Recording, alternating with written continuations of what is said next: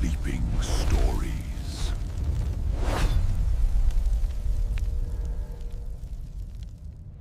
The Night Gotham Died. Batman Sep's darkest truth. The cameras stopped recording at 3:47 a.m. on October 31st. Every surveillance system in Gotham went dark simultaneously, not from a power outage, not from a cyber attack. They were manually disabled from inside the Batcave itself. What happened in those missing 7 hours would break every rule Bruce Wayne had spent 20 years defending. What happened that night would prove that even the Dark Knight has a breaking point. What happened would force us to ask a question nobody wanted to answer. Can a hero commit an unforgivable act and still be called a hero? The official record states that 47 people died in Arkham Asylum that night. The official record is a lie. The actual number was 132. Men, women, doctors, guards, inmates, visitors who chose the wrong night to check on a loved one. All of them erased from every database, every file, every piece of evidence that could prove they existed. Gordon burned the real body count himself. He told me this 3 weeks before he died, his hands shaking so badly he could barely hold his whiskey glass. He said the hardest part was not the burning. It was looking at the names, reading them out loud one final time before feeding them to the flames. Gotham has survived many disasters. The earthquake that split the city in half. The plague that turned citizens into monsters. The flood that drowned entire neighborhoods. But those were acts of nature, or acts of madness. Those were things you could blame on earthquakes, and villains, and bad luck. What happened on October 31st was different. What happened was a choice. A cold, calculated, irreversible choice made by the one man Gotham trusted more than anyone. The man who swore he would never cross that line. The man who built his entire legend on one unbreakable rule. Bruce Wayne broke that rule 132 times in 7 hours. The night began like any other Halloween in Gotham. Kids in costumes flooded the safer neighborhoods. Parties erupted in downtown penthouses.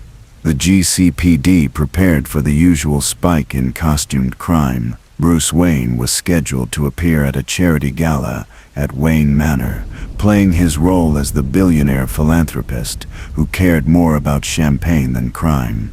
He never showed up. At 8:23 p.m., Alfred found the tuxedo still hanging in the bedroom, the bow tie untied on the dresser, the cufflinks sitting in their velvet box. Bruce had gone straight to the cave without bothering with his civilian disguise. Alfred said that should have been the first warning. Bruce always maintained the illusion, always played the part. Breaking routine meant something had already broken inside him.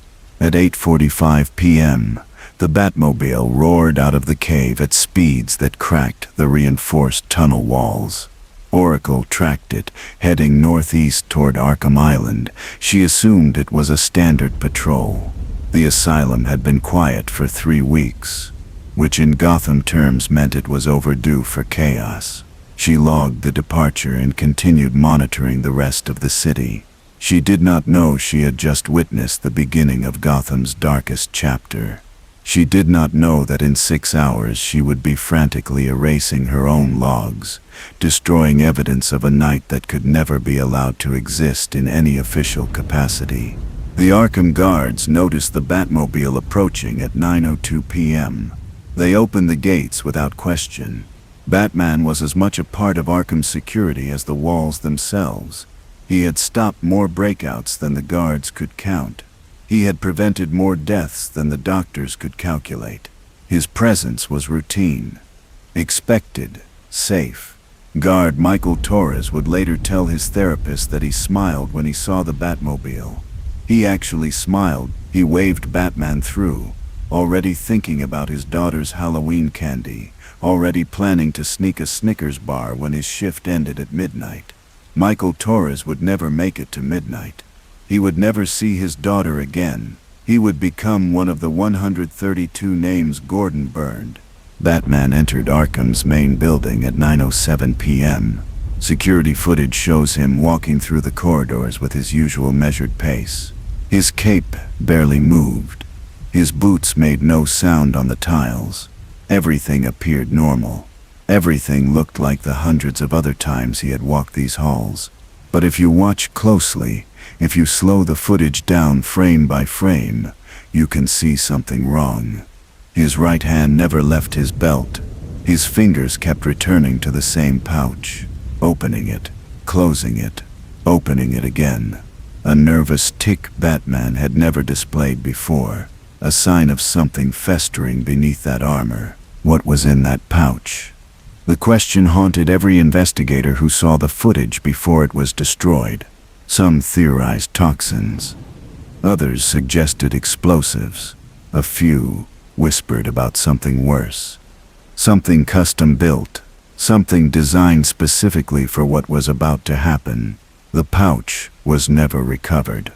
Its contents never catalogued. But whatever Bruce carried into Arkham that night, he carried it with the weight of a man who knew exactly what he planned to do with it. The Dr. Sarah Chen was working the overnight psychiatric shift. She had been at Arkham for 6 years. She had survived 2 breakouts, 1 hostage situation, and countless threats from patients who promised to remember her face when they escaped. She was tough, experienced, unshakable. When Batman appeared outside the maximum security wing, she greeted him warmly. She asked if he wanted to review patient files. She offered him coffee from the break room. She had no idea she was offering coffee to a man who had already decided she would not survive until sunrise. Her body would be found in Office 7B, along with 4 other doctors who tried to stop what came next. The official cause of death was listed as cardiac arrest. All 5 of them, simultaneously, cardiac arrest. Nobody questioned it. Nobody dared. At 9:34 p.m., Batman requested access to Cell Block H, the most secure section of Arkham. The place where they kept the absolute worst, the inmates too dangerous for regular maximum security, the minds too broken for any hope of rehabilitation. Joker was in Cell Block H. So was Zaz, Scarecrow, Mad Hatter, Firefly. Every monster who had scarred Gotham's soul resided behind those reinforced doors. The guard hesitated before granting access. Protocol required approval from 2 senior staff members. But this was Batman. The rules bent for Batman. They always had. The guard unlocked Cell Block H and stepped aside. He would later claim he heard screaming within 30 seconds. Screaming that did not sound like inmates. Screaming that sounded like guards begging for mercy. The cameras inside Cell Block H were the first to go dark. 9:36 p.m. Every single one simultaneously offline. When they were restored 7 hours later, the footage had been wiped clean. Not corrupted. Not damaged. Professionally erased using military-grade software that left no trace of recovery. Someone with access to Wayne Enterprises technology had sanitized the evidence. Someone who knew exactly how to make digital information disappear forever. Someone who had done this before. What happened in those cells during the next 6 hours can only be reconstructed from fragments. A nurse who survived because she hid in a supply closet. A janitor who witnessed something through a door crack before running for his life. An inmate in solitary who heard everything through the ventilation system. Their testimonies were recorded, sealed and locked in a vault beneath GCPD headquarters. Only 3 people have ever read the full accounts. Gordon, the mayor, and me. I can tell you what they described, but I cannot make you believe it. I barely believe it myself. The nurse said she heard Batman talking. Not shouting. Not interrogating. Talking in a calm, measured voice. Explaining something. Justifying something. She could not make out the words, but she recognized the tone. It was the voice of a man who had made peace with a terrible decision. The voice of someone who had crossed a threshold and locked the door behind them. She said it was the calmness that frightened her most. The complete absence of rage or passion. Just cold, methodical purpose. The janitor saw Batman dragging bodies, not carrying them, dragging them by their ankles like garbage bags. He counted 6 before his nerve broke, and he fled toward the exit. He said Batman moved like a machine. Efficient, systematic, unstoppable. He said the bodies were not inmates. They were wearing guard uniforms. Their radios still crackled with desperate calls for backup that would never arrive. The inmate in solitary claimed he heard Joker laughing at first, that terrible unhinged cackle that had haunted Gotham for years. Then the laughter stopped, abruptly, completely, replaced by a sound the inmate had never heard before. Joker screaming, not in amusement, not in mockery, screaming in genuine primal terror. The inmate said it lasted for 11 minutes. He counted every second because counting was the only way to stay sane, while listening to Gotham's most terrifying monster discover that something more terrifying had come for him. Then silence. Total, suffocating silence that filled cell block H like poisonous gas. At 3:47 a.m., the last camera in Arkham went dark. The building was now completely blind. Whatever was happening inside was happening without witnesses, without evidence, without any way to prove it had occurred at all. Gordon received a call at 3:52 a.m., not from Arkham, from Batman. 5 words that Gordon would repeat in his nightmares for the rest of his life. Come alone. Bring body bags. Gordon arrived at Arkham at 4:31 a.m. He came alone as instructed. He brought body bags, as requested. 40 of them stacked in the trunk of his personal car because he could not risk using official police vehicles. He could not risk dispatch logs, or GPS tracking, or any evidence that the commissioner had responded to this call. Years later, he would say that driving across the bridge to Arkham Island felt like crossing into hell itself. The sun had not yet risen. Fog rolled thick across the water. Every instinct screamed at him to turn around, to call for backup, to follow protocol.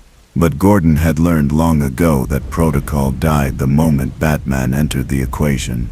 Some nights required trust over rules. Some nights required faith in a man who dressed as a bat and declared war on crime. Gordon had placed that faith 1,000 times before. He had never regretted it. Until now. The main gates stood open. No guards in the booth.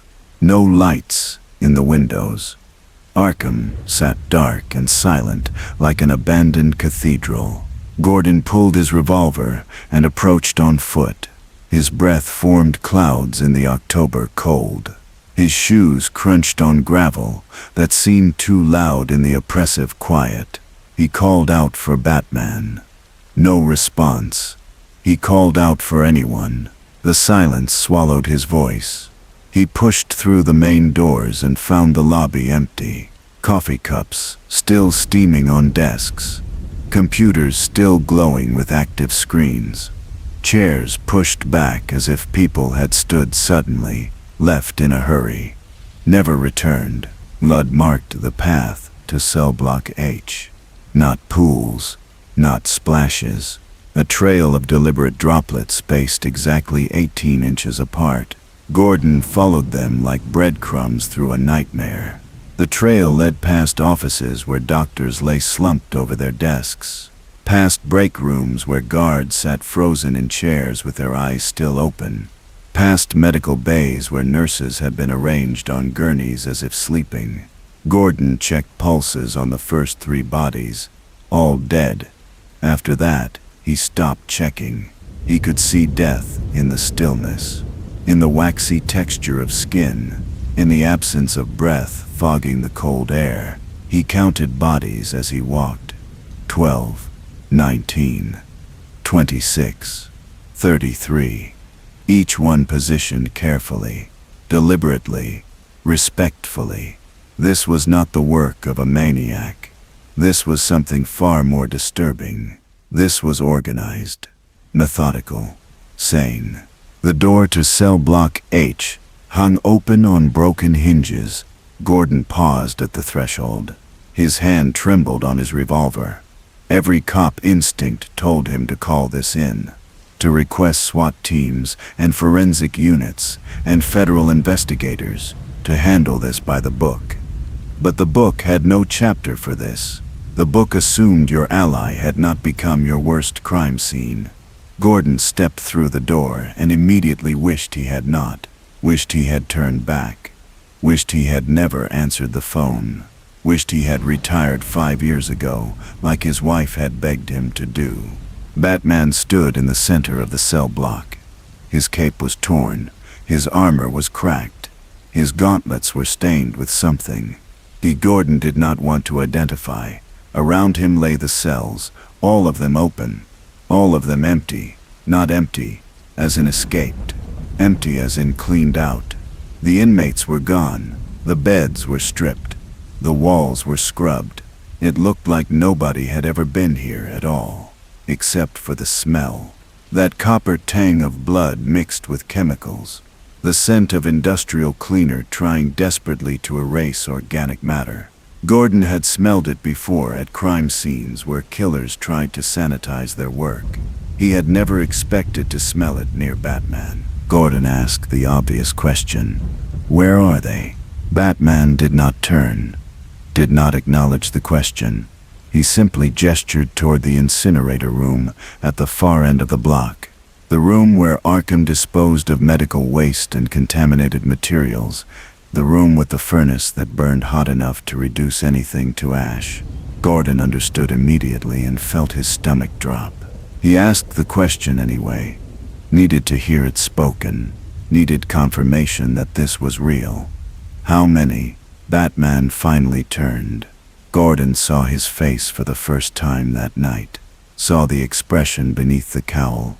It was not rage, not madness, not even regret. It was resolution. The face of a man who had done something terrible and necessary. The face of someone who had finally stopped fighting himself. 73, Batman said. 73 inmates reduced to ash before dawn. Gordon felt the world tilt, felt reality crack. 73 people. 73 human beings, gone, erased, murdered. The word hung between them, unspoken but undeniable. This was not justice, not defense, not the righteous violence of a hero stopping a threat. This was execution, premeditated, calculated, mass execution, carried out by the one man Gotham believed would never cross that line. Gordon raised his revolver without thinking. Pointed it at Batman. His hand shook so badly the barrel wavered. He demanded to know why, demanded explanation, demanded anything that could make this make sense. Batman removed something from his utility belt. A hard drive, small, black, encrypted. He held it out to Gordon.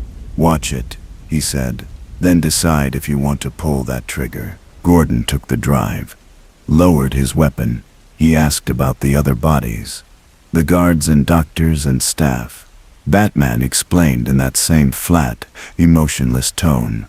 Casualties, collateral damage, people who tried to interfere, people who activated alarms, people who witnessed too much and became liabilities. Batman had not wanted to kill them, had tried to incapacitate them, but some fought back. Some tried to be heroes. Some forced his hand. He listed their deaths like a procurement report. Dispassionate, factual, necessary. Gordon felt bile rise in his throat. These were good people, innocent people, people with families and futures and dreams. People who died doing their jobs. People who died because they worked the wrong shift on the wrong night. Batman explained the cameras. The evidence. The systematic erasure of every piece of documentation that could prove tonight happened. He had spent weeks planning this, mapping security systems, identifying blind spots, creating back doors into databases. He had Wayne Enterprises engineers build custom software without knowing what it was for, had Oracle unknowingly help optimize the code, had Lucius Fox approve equipment purchases that would later be used to commit atrocities. Everyone had played a small part in building this machine. Nobody knew they were assembling a mechanism for mass murder. Batman was thorough. Always had been. Contingency plans for contingency plans. That brilliance had saved Gotham countless times. Tonight, it had destroyed it. Gordon asked the question that burned in his chest. Why? Tonight? Why? Now? What finally broke you? Batman walked to one of the empty cells, ran his hand along the bars, where Joker had spent his last hours. He explained that 3 days ago, intelligence had reached him through channels so classified that even the Justice League did not know they existed. Intelligence from a source embedded so deep in the criminal underworld that exposing them would collapse years of investigative work. The intelligence was specific, detailed, terrifying. On November 15th, exactly 2 weeks from now, every inmate in cell block H was scheduled to escape simultaneously. Not a chaotic breakout. A coordinated extraction funded by a coalition of crime families and terrorist organizations who had finally realized that Gotham's worst villains were their most valuable assets. The plan was elaborate, surgical, unstoppable. Explosives planted in the foundation weeks ago during routine maintenance. Guards bribed or blackmailed into cooperation. Helicopters fueled and ready. Safe houses prepared across 6 states. Once out, the inmates would be dispersed globally. Joker to a weapons facility in Yemen. Scarecrow to a biochemical lab in North Korea. Zaz to a human trafficking network in Eastern Europe. Each monster would be given unlimited resources and protection.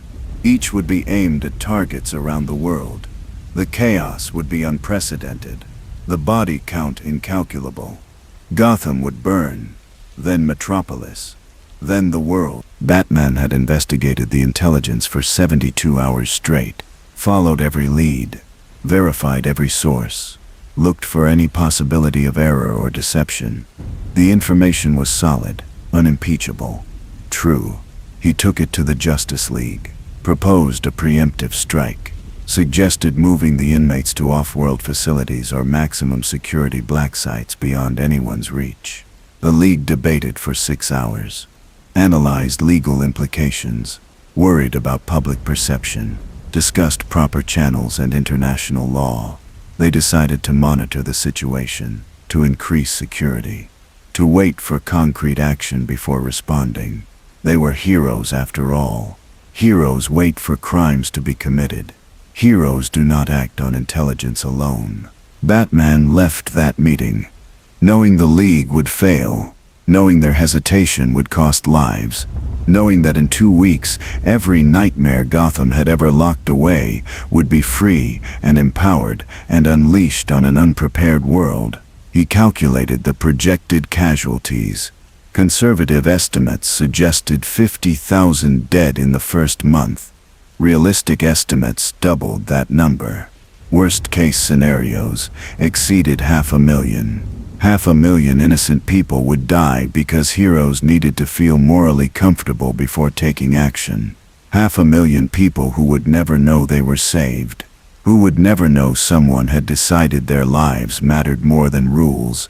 So, Batman made a choice. A choice he had been avoiding for 20 years. A choice that ended his partnership with the Justice League. A choice that ended Bruce Wayne as anyone knew him.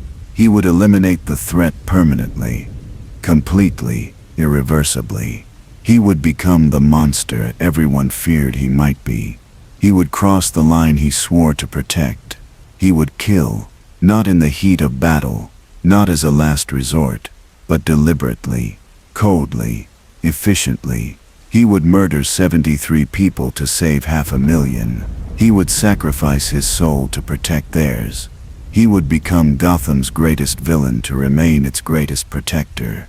Gordon listened to this explanation in silence. His mind raced through implications, through consequences, through the fundamental question of whether the math justified the method. 73 lives for 500,000. The equation seemed simple, obvious, monstrous, both. He asked Batman if he was sure, if the intelligence was truly reliable, if there was any chance of error. Batman pulled out another device, a tablet. He showed Gordon the evidence, photographs of explosives hidden in Arkham's foundation, transcripts of communications between crime families, bank transfers funding the operation, guard schedules with certain names highlighted, escape routes mapped in detail. Everything was real. Everything was happening. Everything would have succeeded. Then Batman showed him something else. Files on each inmate, not their crimes. Near it, everyone knew their crimes. These were projections, the psychological profiles predicting what each would do with unlimited resources and no Batman hunting them. Joker would target water supplies in major cities. Estimated death toll, 200,000. Scarecrow would refine his toxin and deploy it at the Super Bowl. Estimated death toll, 65,000. Zas would be given a list of targets and funding to kill one person per day for 10 years. Estimated death toll, 3,650. The numbers climbed. The scenarios worsened. Each profile was backed by years of behavioral data. Each estimate was conservative. Each prediction assumed minimal success. The cumulative total exceeded Gordon's worst nightmares. Gordon set down the tablet. His hands were shaking. He asked if Batman felt anything. Remorse, guilt, horror at what he had done. Batman answered honestly. He felt relief. For the first time in 20 years he felt the weight lift. The weight of knowing monsters would escape. The weight of catching them again and again. The weight of all the people who died between captures. That weight was gone. Those specific monsters would never hurt anyone again, would never escape, would never laugh while innocent people screamed. The relief was so profound it terrified him.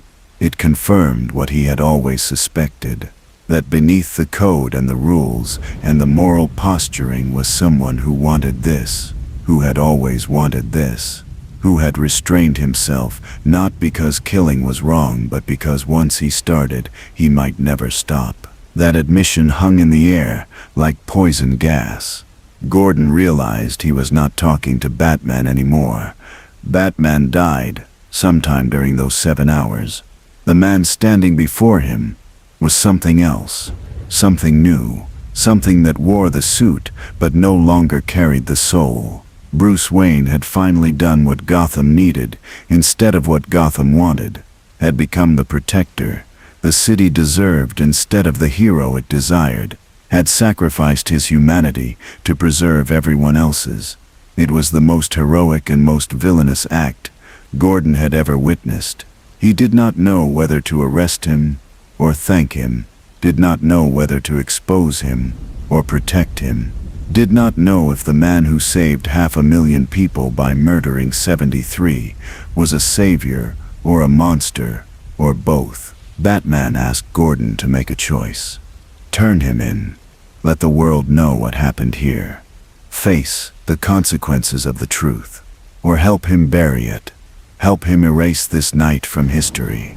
Help him protect the secret so that Batman could continue protecting Gotham.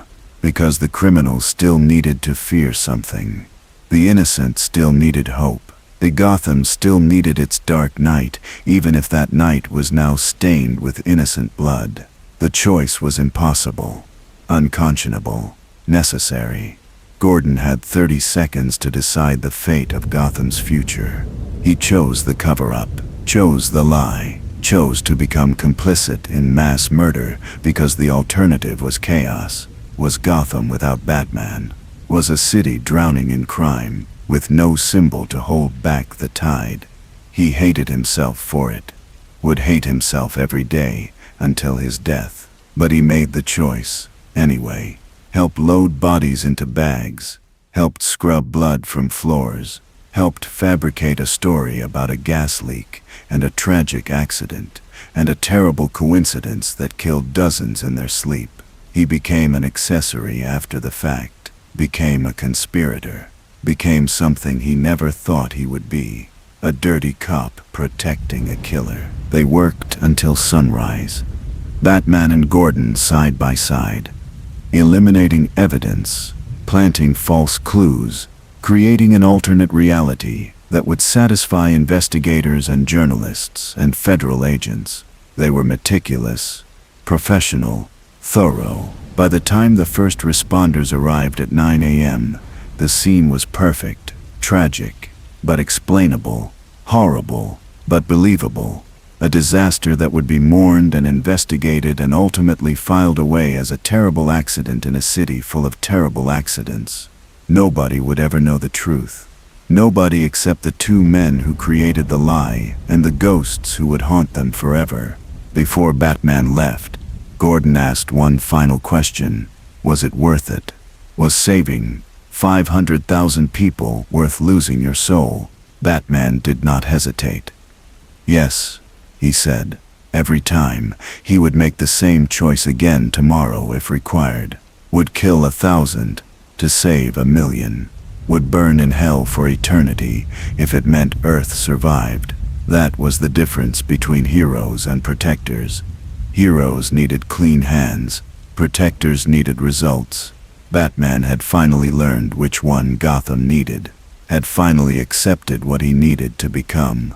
The revelation was liberating and damning in equal measure. Gordon watched the Batmobile disappear into the morning light, watched his friend, his ally, his partner in justice, vanish into legend. He knew things would never be the same, knew that every future encounter would carry the weight of this night, knew that he could never fully trust Batman again, but also knew he could never fully abandon him. They were bound now, connected by shared sin, locked together in a conspiracy that would define the rest of their lives. Gordon went home, showered for an hour, could not wash away the feeling, could not scrub off the guilt, could not erase the memory of loading body bags while the sun rose over Gotham. His wife asked if he was okay. He lied, said work was stressful, said nothing important, said he loved her and held her close and prayed she would never discover what he had become, what he had helped create, what he had allowed to exist in their city. She fell back asleep in his arms. He stayed awake until noon, staring at the ceiling, counting bodies, wondering if he had made the right choice, knowing he would never be certain, knowing certainty was a luxury men like him could no longer afford. The official report was released 3 days later. Gas leak in the ventilation system, carbon monoxide saturation, 47 casualties, tragic accident, safety failures, lawsuits pending, reforms promised, business as usual in Gotham City. The media covered it for a week. Politicians made speeches. Families buried their dead. The city mourned and moved on. Because Gotham always moved on. Because in a city that survived apocalypses and plagues and invasions, 47 deaths in an asylum barely registered. The real tragedy disappeared into the noise, into the chaos, into the endless cycle of violence that defined Gotham's existence. But some people noticed inconsistencies. Some people asked uncomfortable questions. Some people started digging into records that had been sealed or destroyed or classified beyond reach. Oracle was one of them. Barbara Gordon sat in her clock tower headquarters 3 weeks after the incident and ran her own investigation. She had been suspicious from the beginning, had noticed the timing, the camera failures, the surgical precision of the evidence destruction. She knew Batman's methods, knew his capabilities, knew when something felt orchestrated rather than accidental. She pulled archived data, found fragments that had not been properly erased, saw patterns that told a different story than the official narrative. She confronted her father over encrypted channels. Fear asked him directly if he was covering something up. Gordon tried to deflect, tried to protect her from the truth. But Barbara was relentless, had inherited her father's determination and exceeded his technical skills. She assembled enough evidence to prove the gas leak was fabricated, proved the death count was wrong, proved something catastrophic had been systematically hidden. She demanded answers, demanded the truth, demanded to know if her father had betrayed everything he claimed to believe. Gordon broke, told her everything, watched his daughter's face crumble as he described the night, the bodies, the choice, the cover-up, the man he had become. Barbara did not speak to him for 6 months, could not reconcile the hero she worshipped with the accomplice he admitted to being, could not process the cognitive dissonance of her father helping Batman commit atrocities. She withdrew from the Bat family, stopped taking calls, stopped providing intelligence support, became a ghost in the network she had helped build. She needed time, needed distance, needed to decide if she could continue fighting crime alongside people who had proven they would cross any line if the stakes were high enough. The isolation nearly destroyed her, nearly convinced her to walk away from everything, nearly succeeded in breaking the legacy her father had sacrificed so much to protect. But something changed her mind. Something unexpected, terrible, confirmative. On March 3rd, 5 months after the Arkham incident, intelligence surfaced about the planned escape. The coalition that had funded it began to unravel. Infighting, paranoia, suspicion that their plans had been compromised. 2 of the crime family heads were found dead. Apparent murder-suicide. A third disappeared, presumed killed by rivals. The entire operation collapsed before it could be reassembled. Investigators found evidence of the plot in seized documents, found the explosives in Arkham's foundation during a renovation, found everything Batman had described, everything he had acted on, everything that proved his intelligence was accurate. Barbara read the reports with trembling hands, realized that if Batman had not acted, the escape would have succeeded. Realized that the projections were not exaggerations, but likely underestimates. Realized that 73 dead was a bargain compared to what had been prevented. The math was undeniable. The logic was sound. The horror remained. She called her father. They talked for 6 hours, cried together, forgave each other, accepted that heroism sometimes looked like villainy, that protection sometimes required sacrifice, that the people who keep cities safe rarely keep their souls clean. She returned to the network, resumed operations, never spoke of that night again. But she never forgot it either. Never let herself forget that the difference between hero and monster was sometimes just a matter of perspective. The hardest part was not the bodies. Gordon would tell his therapist this 2 years later, when the nightmares finally forced him to seek help. The hardest part was watching Batman change, watching the transformation happen in real time over the following months. The man who emerged from Arkham was technically the same voice, same methods, same results. But something fundamental had shifted beneath the surface, something that made Gordon's skin crawl during their rooftop meetings. Batman had tasted efficiency, had experienced the intoxicating simplicity of permanent solutions, had learned that some problems disappeared completely when you eliminated them at the source, rather than endlessly recycling them through a broken system. The first sign appeared 3 weeks after Arkham, a drug operation in the Narrows. Standard raid. Batman swept through the warehouse, taking down dealers and enforcers with his usual precision. But when he reached the Kingpin, a man named Marcus Ventrilo who had poisoned Gotham's youth for a decade, something different happened.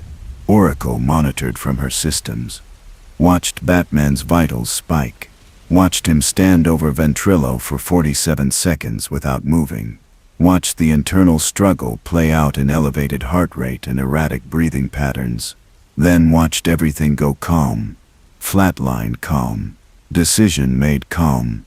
The feed cut out for 90 seconds. When it resumed, Batman was calling for police pickup. Ventrilo was alive, barely, suffered 3 broken ribs and a punctured lung, and injuries that would require months of rehabilitation. Injuries that went beyond necessary force. Injuries that spoke of rage barely contained. Gordon arrived at the scene and saw it immediately. Saw the extra violence, the unnecessary brutality, the edge that had not existed before. He pulled Batman aside, asked if everything was okay. Batman said he had slipped. Said Ventrilo had fought harder than expected. Said it would not happen again. Gordon wanted to believe him, needed to believe him. But he had seen the crime scene, had seen the blood pattern that suggested systematic beating rather than combat defense, had seen evidence of a man who had been punished rather than subdued. Gordon filed no report, made no official note, added it to the growing weight of secrets he carried, hoped it was an isolated incident, feared it was just the beginning. 2 months later, Killer Croc escaped from a transport vehicle, killed 3 guards during the breakout, fled into the sewers where he had advantage and cover and countless places to hide. Batman tracked him for 16 hours through the underground tunnels, found him in a junction beneath Robinson Park. Oracle listened to the confrontation through Batman's cowl audio, heard Croc roaring, heard Batman responding in that measured tactical tone, heard the sounds of combat, bone breaking, flesh tearing, the usual violence of stopping a meta-human monster.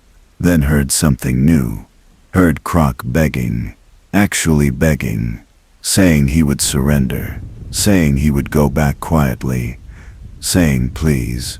The word please coming from Killer Croc's mouth was so unexpected that Oracle actually checked her audio feeds to confirm she had heard correctly.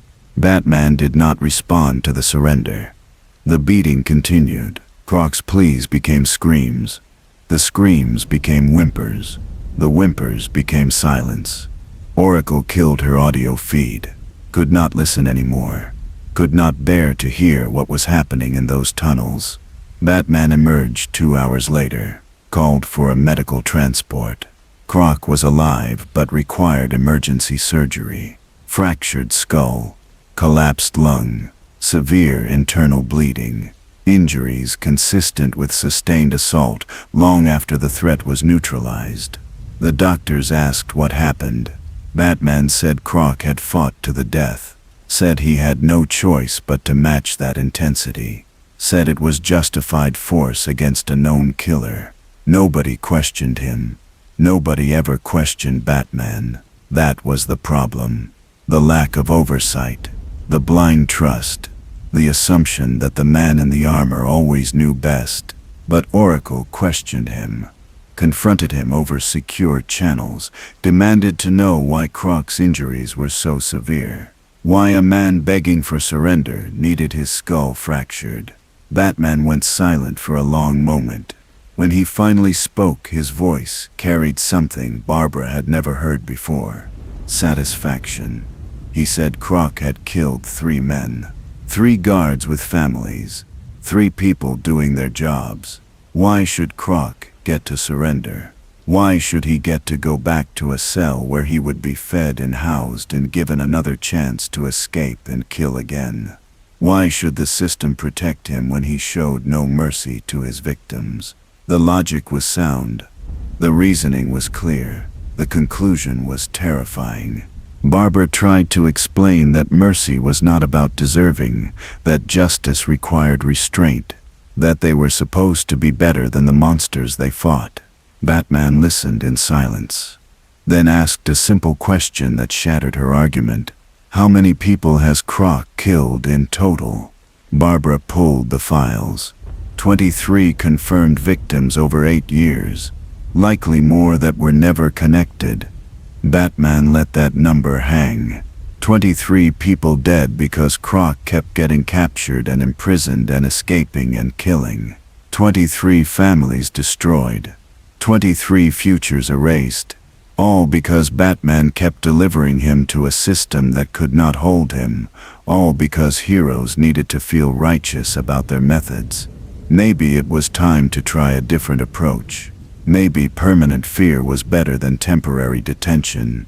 Maybe Croc needed to learn that surrender was his only option because death was the alternative. Barbara ended the conversation, sat in her clock tower staring at Gotham's lights. Tried to find the flaw in Batman's reasoning, could not. The math was undeniable. The system was broken. Catch and release did not work for meta-human threats. Arkham was a revolving door. Blackgate was barely better. Every villain escaped eventually. Every capture was temporary. Every victory was hollow, because everyone knew the monster would return. What was the point of heroism if it never actually ended the threat? What was the point of risking your life to stop someone who would be free again in 6 months? Batman had asked the question nobody wanted to answer, had demanded a solution nobody wanted to provide, had started implementing his own answer, whether anyone approved or not. The Bat family began to fracture. Dick Grayson noticed the change during a team operation in February. Nightwing and Batman were clearing a human trafficking ring in the docks. Standard coordination, standard tactics, until they cornered the ringleader in a shipping container. The man was armed, but outnumbered, surrounded, defeated. He dropped his weapon, raised his hands, started to surrender. Dick moved to restrain him. Batman stopped him with a hand gesture, said this one was his.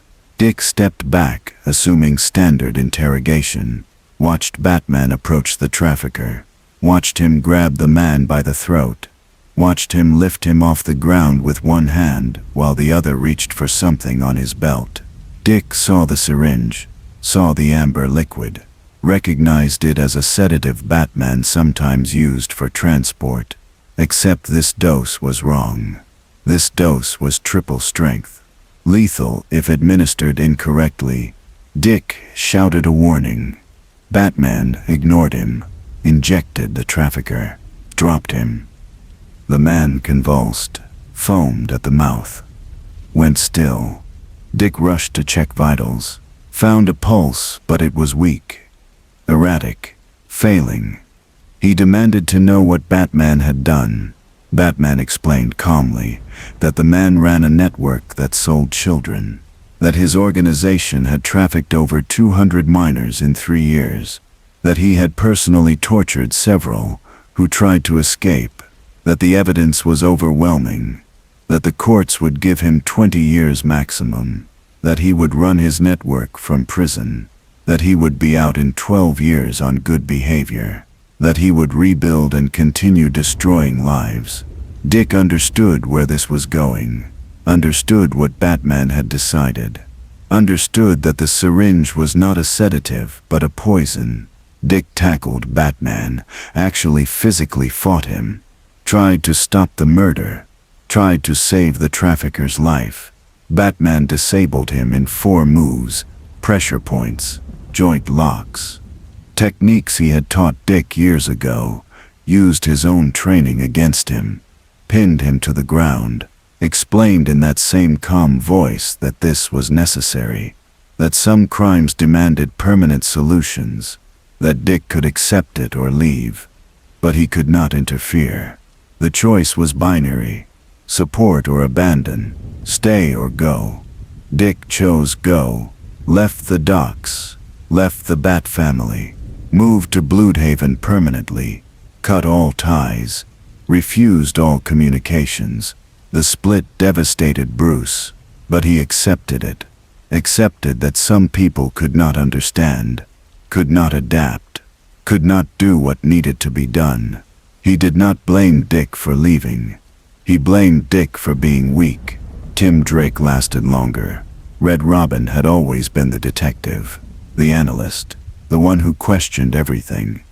He noticed the pattern before the others, noticed that certain criminals were dying mysteriously after Batman encounters. Nothing obvious, nothing traceable. Heart attacks, strokes, aneurysms, medical events that seemed natural but occurred with suspicious frequency. Tim started tracking the deaths. Found 17 in 4 months. All criminals. All people Batman had recently engaged. All conveniently eliminated before they could be tried or imprisoned or given opportunity to escape. The probability was astronomical. The coincidence was impossible. The conclusion was damning. Tim confronted Bruce in the cave, presented his evidence, demanded explanation. Bruce did not deny it, did not deflect, simply confirmed what Tim had discovered. Yes, he was eliminating threats. Yes, he was using methods that appeared natural. Yes, he was playing judge and executioner. The honesty was somehow worse than a lie. Tim asked how this was different from being a villain, how this was different from Ra's al Ghul, or any other person who decided their judgment superseded law and morality. Bruce explained the difference was results. Ra's wanted to rebuild civilization according to his vision. Bruce just wanted to protect the civilization that existed. Ra's killed indiscriminately based on philosophy. Bruce killed precisely based on evidence and threat assessment. Ra's was motivated by ego. Bruce was motivated by mathematics. The distinction seemed clear to him. Tim found it horrifying. They argued for hours. Tim presented every philosophical argument against vigilante execution. Bruce countered with body counts and recidivism rates and system failures. Tim appealed to morality. Bruce appealed to outcomes. Tim invoked their history. Bruce invoked Gotham's future. Neither convinced the other. The argument ended when Bruce gave Tim the same choice he had given Dick. Accept the new methods or leave the family. Tim chose a third option. He stayed, but he began documenting everything. Every suspicious death, every excessive injury, every sign of Batman crossing lines. He created encrypted files, stored evidence, built a case, not to expose Bruce immediately, but to have insurance, to have proof if things went too far, to have ammunition if intervention became necessary. Tim became a spy in his own family, a double agent working against the man who trained him. The betrayal felt necessary. The guilt felt overwhelming. Jason Todd was the only one who understood. Red Hood had always operated in moral gray areas, had always believed some criminals deserved death, had spent years arguing with Bruce about the necessity of lethal force. When he discovered what Batman was doing, his reaction was not horror, it was vindication. It was satisfaction. It was the sweet taste of being proven right after years of being called wrong. Jason reached out, initiated contact for the first time in years, told Bruce he finally got it, finally understood what Jason had been saying all along, finally became what Gotham needed instead of what Gotham wanted. Bruce accepted the reconciliation, brought Jason back into operations, gave him targets that required permanent solutions, turned Red Hood into his executioner. The partnership was efficient, brutal, effective. Jason handled the kills. Bruce wanted deniability on the ones too obvious for natural causes, the ones that required bullets instead of poison. Jason was happy to oblige, happy to finally work with Bruce instead of against him, happy to kill monsters without judgment or restraint. They cleared entire criminal organizations in weeks, eliminated gang leadership, assassinated corrupt officials, removed anyone who threatened Gotham's stability. The body count climbed. The crime rate dropped. The city became safer by every metric, except the moral one, except the measurement of soul cost, except the price paid in humanity. Alfred watched this transformation with growing despair. The butler had served the Wayne family for 40 years, had raised Bruce after his parents died, had supported Batman from the beginning, despite personal reservations, had believed that Bruce's crusade was righteous even if methods were extreme, had faith that the code against killing was sacred, unbreakable, the foundation of everything Batman represented. Watching that foundation crumble felt like watching his son die. The Bruce who returned from Arkham was not the Bruce he had raised. This was someone else, someone colder, someone willing to sacrifice anything for results, someone who had calculated the exact cost of his soul and decided it was a fair trade. Alfred tried intervention, tried appealing to Bruce's better nature, tried reminding him of Thomas and Martha Wayne and the values they represented, tried everything a father could try to save a son from darkness. Bruce listened politely, thanked Alfred for his concern, explained that his parents died because Gotham was diseased, that their murder proved the system was broken, that honoring their memory meant fixing what killed them, meant ensuring no other child watched their parents bleed out in an alley, meant doing whatever was necessary to make Gotham safe, even if it required becoming the monster parents would be ashamed of. The logic was twisted. The reasoning was sound. The conclusion was heartbreaking. Alfred considered leaving, considered abandoning Wayne Manor and the cave and the mission that had consumed his life, considered walking away and letting Bruce face the consequences of his choices alone. But he could not abandon the boy he raised even as that boy became something unrecognizable. Could not leave Bruce to face this darkness without someone to remind him of the light. Could not give up hope that redemption was possible. So Alfred stayed, became complicit through proximity, became an accessory through support, became another person carrying the weight of what Batman had become, another soul stained by Gotham's needs. The Justice League noticed eventually.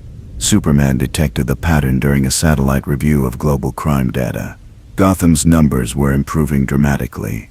Violent crime down 40%, organized crime down 60%, murder rates dropping. On paper, it looked like success, like Batman had finally found the formula.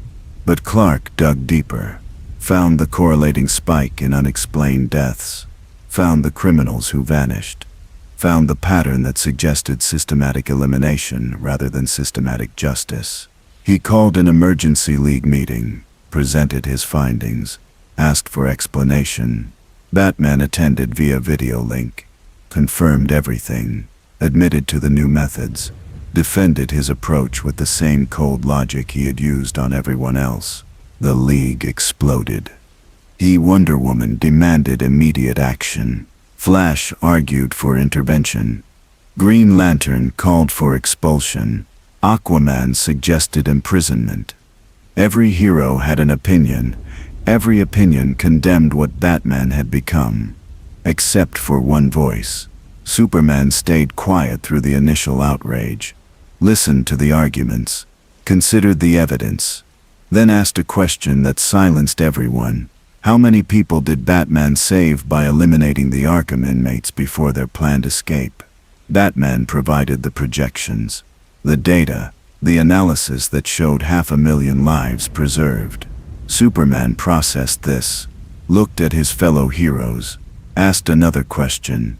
If you could travel back in time and kill one person to prevent World War II, would you? The room went silent. The moral trap was obvious. The answer was impossible. Superman broke the silence with a confession.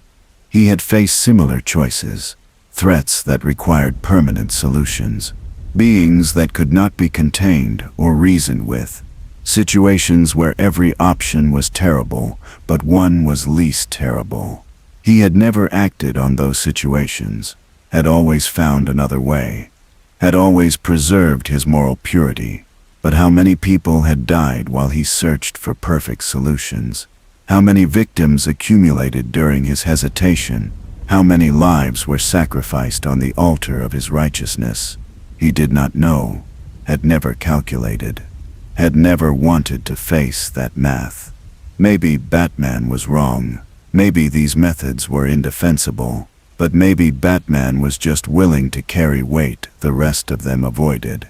Maybe he was the only one honest about the impossible choices heroism demanded. The speech did not convince everyone. Wonder Woman still called for action. Others still demanded consequences. But Superman's words created doubt, created space for uncomfortable questions, created the possibility that Batman's logic had merit even if his methods were monstrous. The vote to expel Batman from the Justice League failed. Barely. 5 members supported immediate removal. 7 voted to table the issue pending further review. The rest abstained. Batman remained technically affiliated but functionally independent. The League would not endorse his actions but would not stop them, would not help but would not hinder, would maintain deniability while accepting the benefits. The moral cowardice was stunning. The practical calculation was sound. Everyone hated the compromise. Everyone accepted it anyway. But the fracture had occurred. The League would never fully trust Batman again. Never rely on him without reservation. Would never forget that he had crossed the ultimate line and felt no remorse. Future collaborations would be strained. Future missions would carry tension. Future crises would feature heroes wondering if Batman's solution would involve killing. The uncertainty poisoned everything, made every interaction feel dangerous, made every plan feel like it might be cover for execution. The Justice League survived, but something fundamental had died. The illusion of unity, the belief in shared values, the trust that everyone was fighting for the same ideals. Gone. Replaced by pragmatic alliance between heroes who no longer believed in each other. Batman accepted this consequence, accepted isolation as the price of effectiveness, accepted that he would operate alone because nobody else had the courage to do what was necessary. The loneliness did not bother him. Loneliness was familiar, comfortable, expected. Bruce Wayne had been alone since his parents died. Batman had always worked best in isolation. This was just making explicit what had always been true. He was Gotham's protector, not the world's hero, not the League's partner. Gotham's singular obsessive guardian who would sacrifice anything to keep his city safe. The role fit perfectly. The costume had always been black for a reason. The conspiracy began to unravel 6 months after Arkham. Not through investigation or heroic detective work, but through simple human weakness. Guard Michael Torres's widow could not accept the official story, could not believe her husband had died from a gas leak while sitting at his post. Michael had been healthy, young, careful. He texted her every night at 2 a.m. during his shift. That night, the text stopped at 9:15 p.m., hours before the supposed leak. She hired a private investigator, a former cop named Sarah Chen who specialized in cases the GCPD wanted buried. Sarah found inconsistencies immediately, found that the gas leak timeline did not match the death certificates, found that some bodies showed injuries inconsistent with carbon monoxide poisoning, found witnesses who had been paid to forget what they saw. Found evidence of a cover-up so massive it required resources beyond normal criminal capacity. Sarah took her findings to 3 newspapers. All 3 declined to publish. Too controversial, too dangerous, too likely to provoke retaliation from whoever orchestrated the cover-up. She took the evidence to the FBI. They opened a file, assigned 2 agents.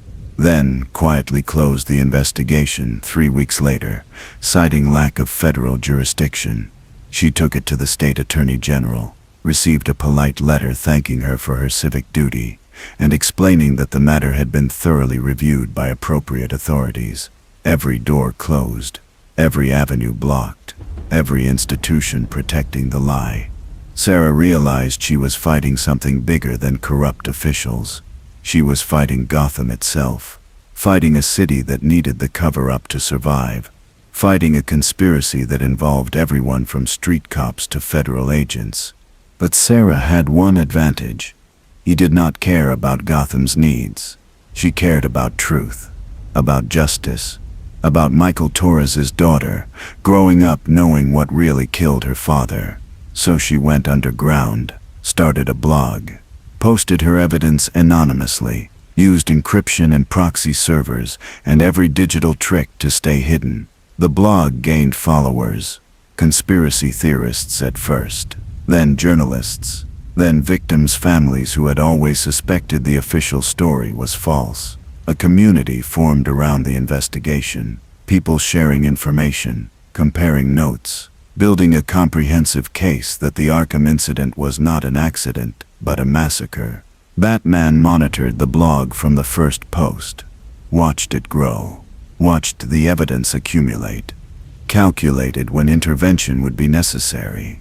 He could have stopped it immediately, could have used his resources to identify Sarah and silence her permanently, but that would have confirmed the conspiracy, would have proved that someone powerful wanted the truth. Buried, would have made her a martyr and accelerated the investigation. Better to let her work. Let her gather followers.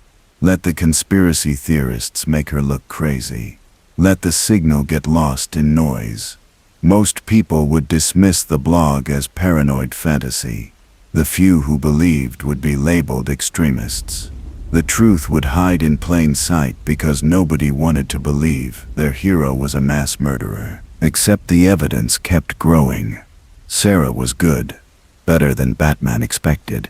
She found the engineer who installed Arkham's ventilation system, got him to admit the system could not have failed the way the official report claimed. She found the medical examiner who had been forced to sign death certificates, got him to confess on hidden camera that the injuries did not match carbon monoxide exposure.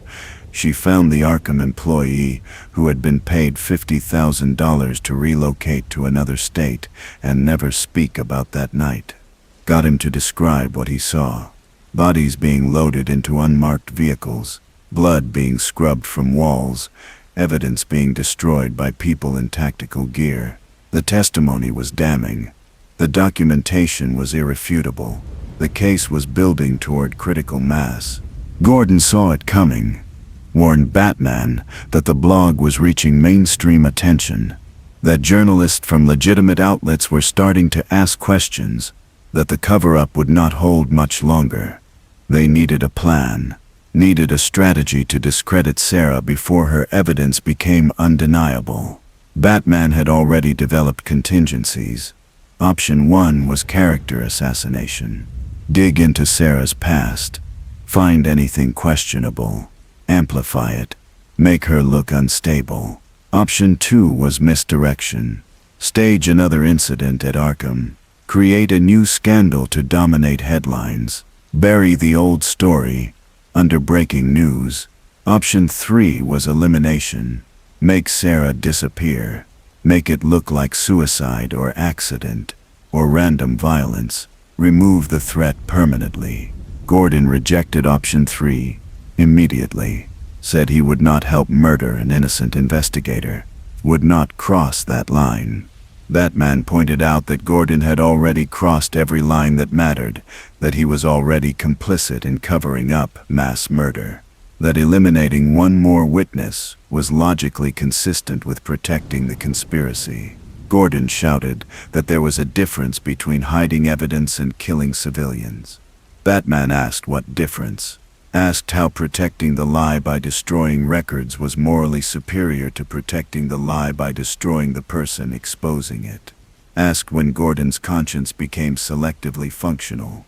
The argument escalated, became the fight they had been avoiding for months, became the confrontation that would define whether their partnership could survive. Gordon said he was done. Done covering. Done lying. Done being complicit. He would hold a press conference, would admit everything, would confess his role and accept consequences, would let Gotham decide if the trade was worth it, would finally do what he should have done. The morning after Arkham, tell the truth, and face judgment. Batman listened without expression, then asked if Gordon had considered what confession would accomplish, would not bring back the dead, would not undo the cover-up, would simply destroy the symbol of Batman and throw Gotham into chaos. Crime would explode. Villains would be emboldened. Innocent people would die because the city lost faith in its protector. Gordon would feel righteous while Gotham burned, would preserve his soul while sacrificing everyone else's safety. The logic was manipulative, cruel, effective. Gordon felt the trap close, felt the impossible choice. Crystallize, confess, and destroy Gotham's hope. Stay silent and destroy his own integrity. Both options were unacceptable. Both outcomes were catastrophic. He asked Batman if there was any part of Bruce Wayne left, any piece of the man who believed in justice rather than just results, any fragment of the hero who inspired a city rather than terrorized it. Batman removed his cowl, let Gordon see Bruce's face for the first time in months. Let him see the exhaustion, the certainty, the complete absence of doubt. Bruce said that version died at Arkham, died the moment he accepted that rules were less important than outcomes, that morality was less important than mathematics, that feeling righteous was less important than being effective. Gordon looked at his friend and saw a stranger. Saw someone who had optimized himself into something inhuman, saw the logical conclusion of utilitarianism taken to its extreme, saw what happened when someone decided that ends always justified means. He asked the question that had haunted him since that night. Was Bruce happy? Was this better than the endless cycle of catch and release? Was the efficiency worth the cost? Bruce answered honestly. He was not happy. Happiness was irrelevant. He was effective. Gotham was safer. Crime was down. Casualties were reduced. The metrics justified the methods. Happiness was a luxury he had sacrificed along with everything else. Gordon realized he was talking to a machine, a brilliant tactical machine that had optimized away its humanity in pursuit of results. Gordon made his decision. He would not confess, would not destroy Batman, would continue the cover-up, but he would also start building evidence, creating insurance, documenting everything the way Tim Drake was documenting everything, creating multiple redundant records of Batman's crimes, storing them in secure locations with instructions to release them if Gordon died under suspicious circumstances.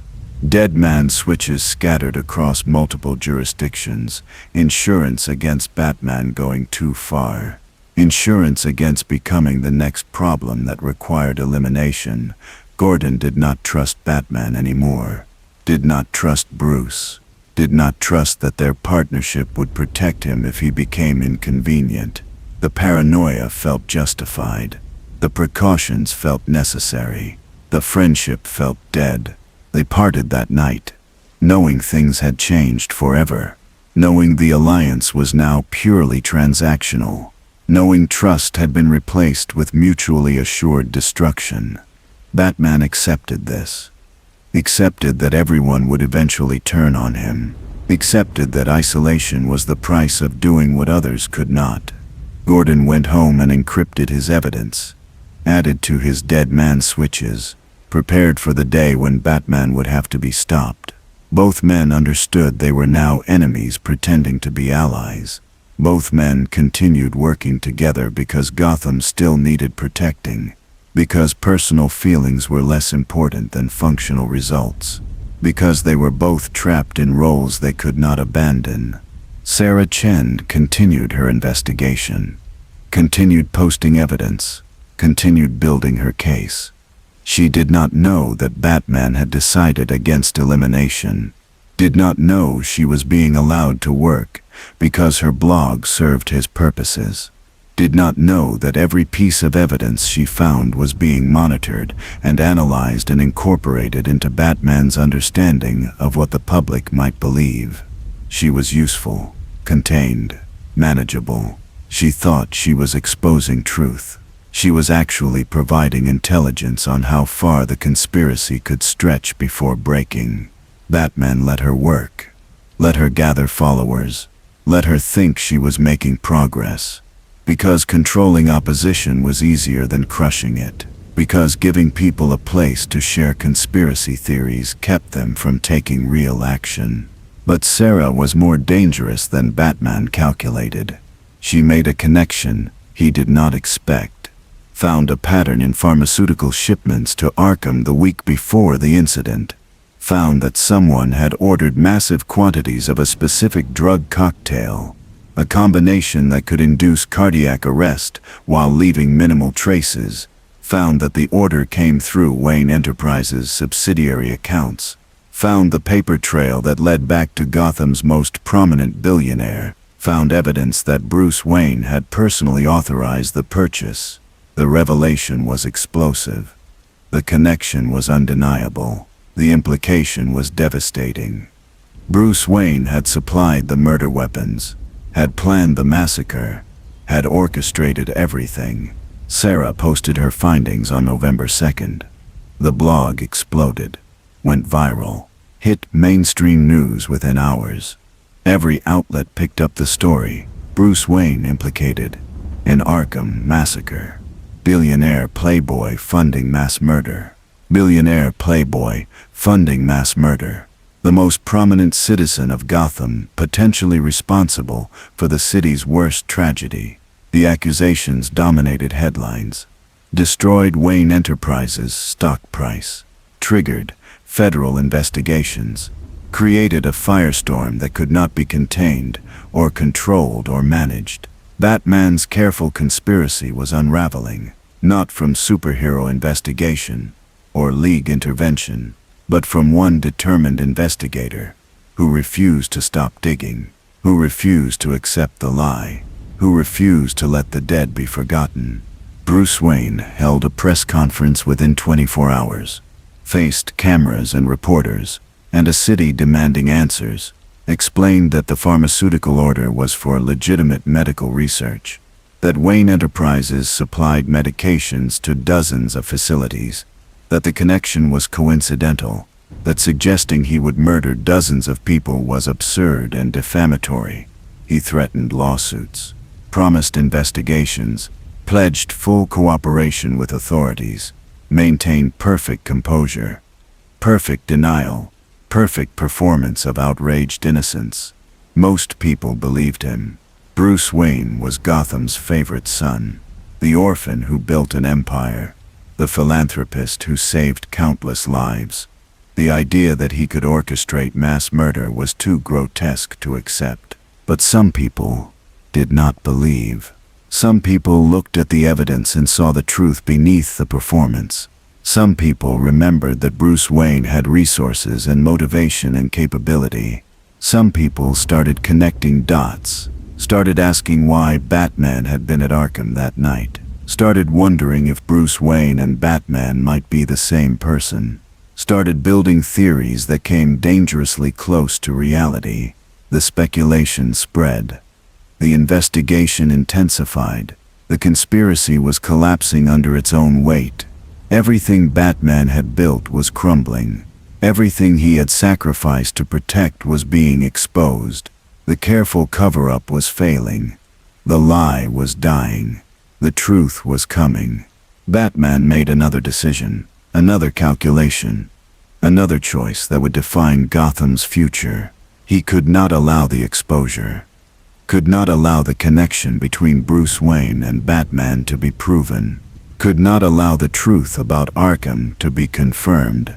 The consequences would be catastrophic, would destroy everything, would leave Gotham without protection, would vindicate every criminal who claimed the justice system was corrupt, would prove that heroes were just as monstrous as villains, would shatter the last remaining hope that anyone was fighting for something pure. He had to stop the investigation, had to silence the speculation, had to eliminate the threat, had to kill Sarah Chen. The decision took 3 seconds. The planning took 3 hours. The execution would take 3 minutes. Batman tracked Sarah to her apartment in Otisburg, monitored her routine, identified her vulnerabilities, planned the approach, planned the method, planned the cover story. Home invasion gone wrong. Tragic murder during robbery. Random violence in a violent city. Another statistic in Gotham's endless body count. Nobody would question it. Nobody would connect it. Nobody would suspect that Batman had eliminated the woman exposing his crimes. The irony was perfect. The monster stopping the person revealing he was a monster. The killer silencing the investigator proving he was a killer.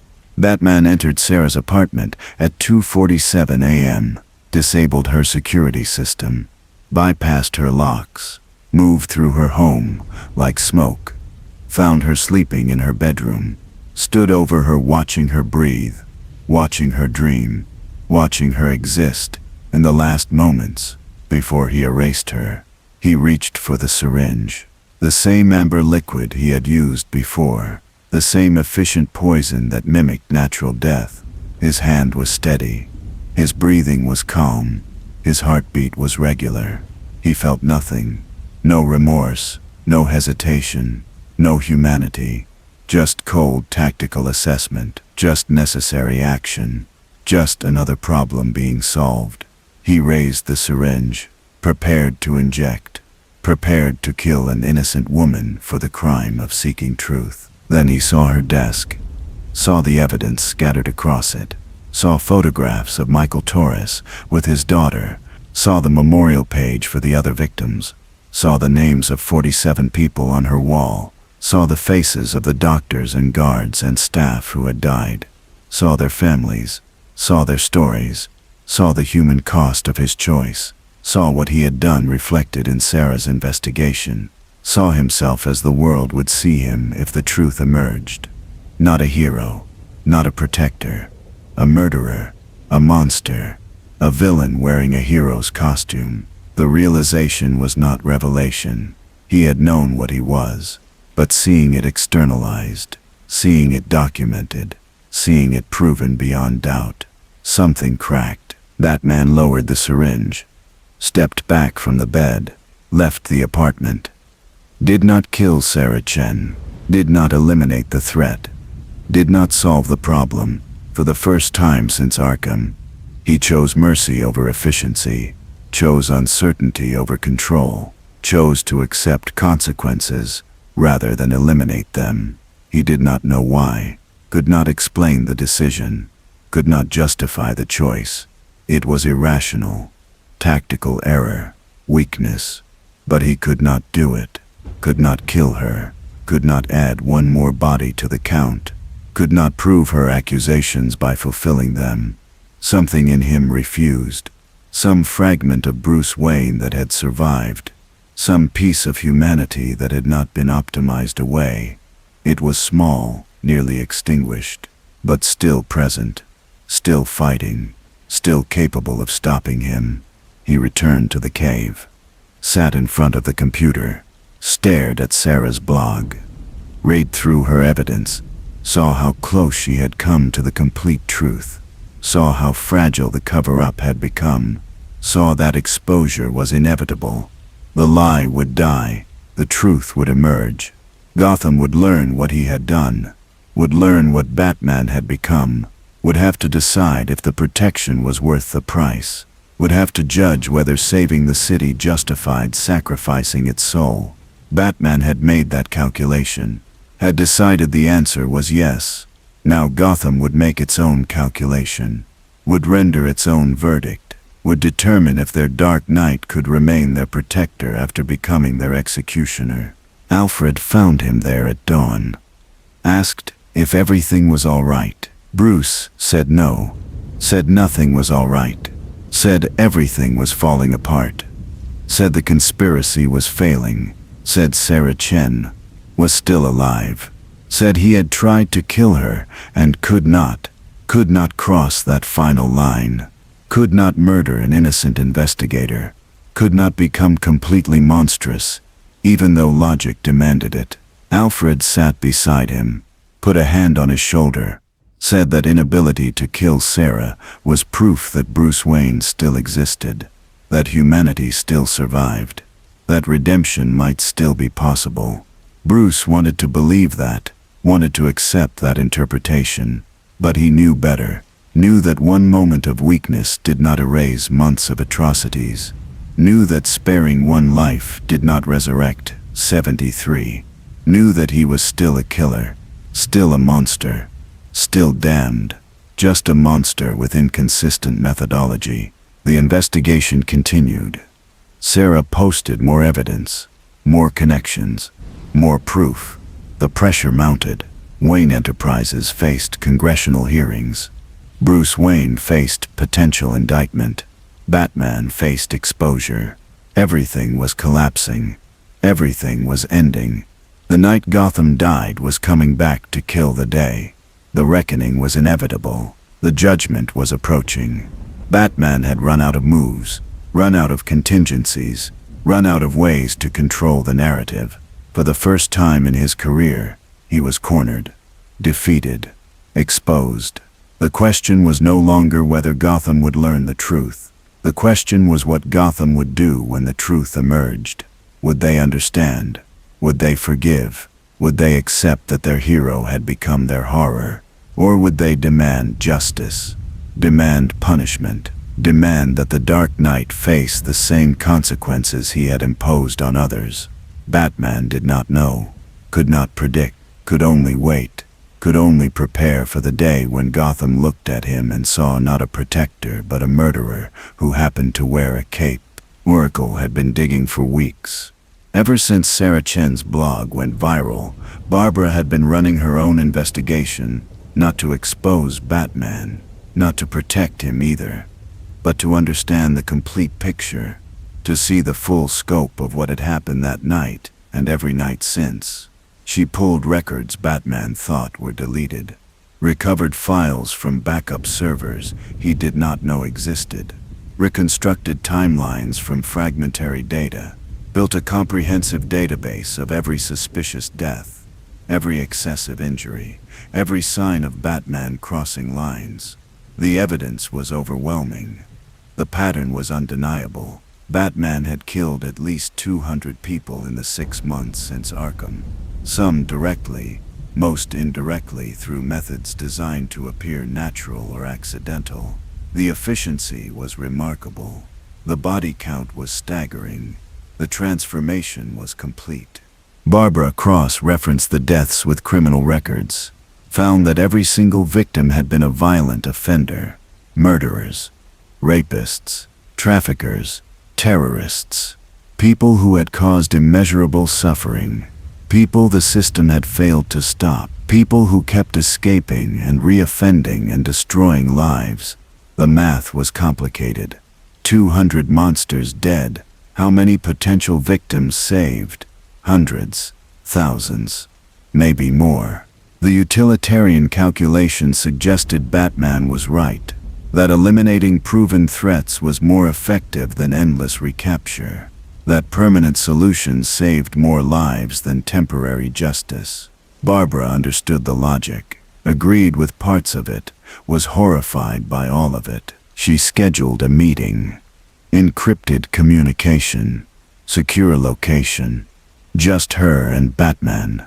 No Alfred, no other family members, no witnesses to what needed to be said. They met on a rooftop in Old Gotham, the place where Barbara had first put on the Batgirl costume, the place where she had joined this crusade believing it was righteous, believing heroes were better than villains, believing the code mattered more than the outcomes. That rooftop felt like sacred ground, Felt like the perfect place to have this conversation, to either save Batman's soul or confirm it was already gone. Batman arrived exactly on time, stood across from her in silence, waiting for her to speak, waiting for judgment. Barbara pulled out a tablet, showed him her data, showed him the 200 names, showed him the evidence of systematic elimination, asked if he was going to deny it. Batman said no, said he would not insult her intelligence with lies, said everything she discovered was accurate, said he had killed 200 people in 6 months, said he would kill 200 more in the next 6 months if necessary, said the only question that mattered was whether she would help or hinder, whether she was with him or against him, whether she understood what Gotham required or still clung to comfortable illusions about heroism. Barbara said she understood, said she had run the numbers, said she knew the lives saved exceeded the lives taken, said the math supported his methods. Then she said the math was not the point, that reducing human life to equations was exactly the problem, that the moment you start calculating acceptable casualties, you stop being a hero, you become something else. Something necessary maybe, something effective, definitely, but not something worthy of admiration, not something children should aspire to become, not something that represents hope. Batman said hope was a luxury, that Gotham needed results, not inspiration, that he had stopped caring about being admired the moment he started caring about being effective. She asked him, what happened? What broke inside him that night at Arkham? What switch flipped that turned him from protector to executioner? Batman was silent for a long moment. Then he told her something he had never told anyone, told her about the intelligence he received, about the planned escape, about the projected casualties, but also told her about the calculation he made before acting, told her he had known there were other options, could have moved the inmates, could have fortified Arkham, could have requested Justice League intervention, could have found solutions that did not require mass murder, but those solutions would have taken time, would have required cooperation, would have involved complications and compromises and possibilities of failure. And in that moment, staring at the intelligence reports, calculating the odds, Bruce had realized something. He did not want to find another way, did not want to negotiate or compromise or accept any outcome where those monsters survived. He wanted them dead, had always wanted them dead, had spent 20 years restraining that desire behind a code he claimed was sacred. But the code was not about morality. It was about control, about restraining the part of him that wanted to kill every criminal he encountered, about maintaining the illusion that he was better than them. The intelligence about the escape was not the reason he murdered 73 people.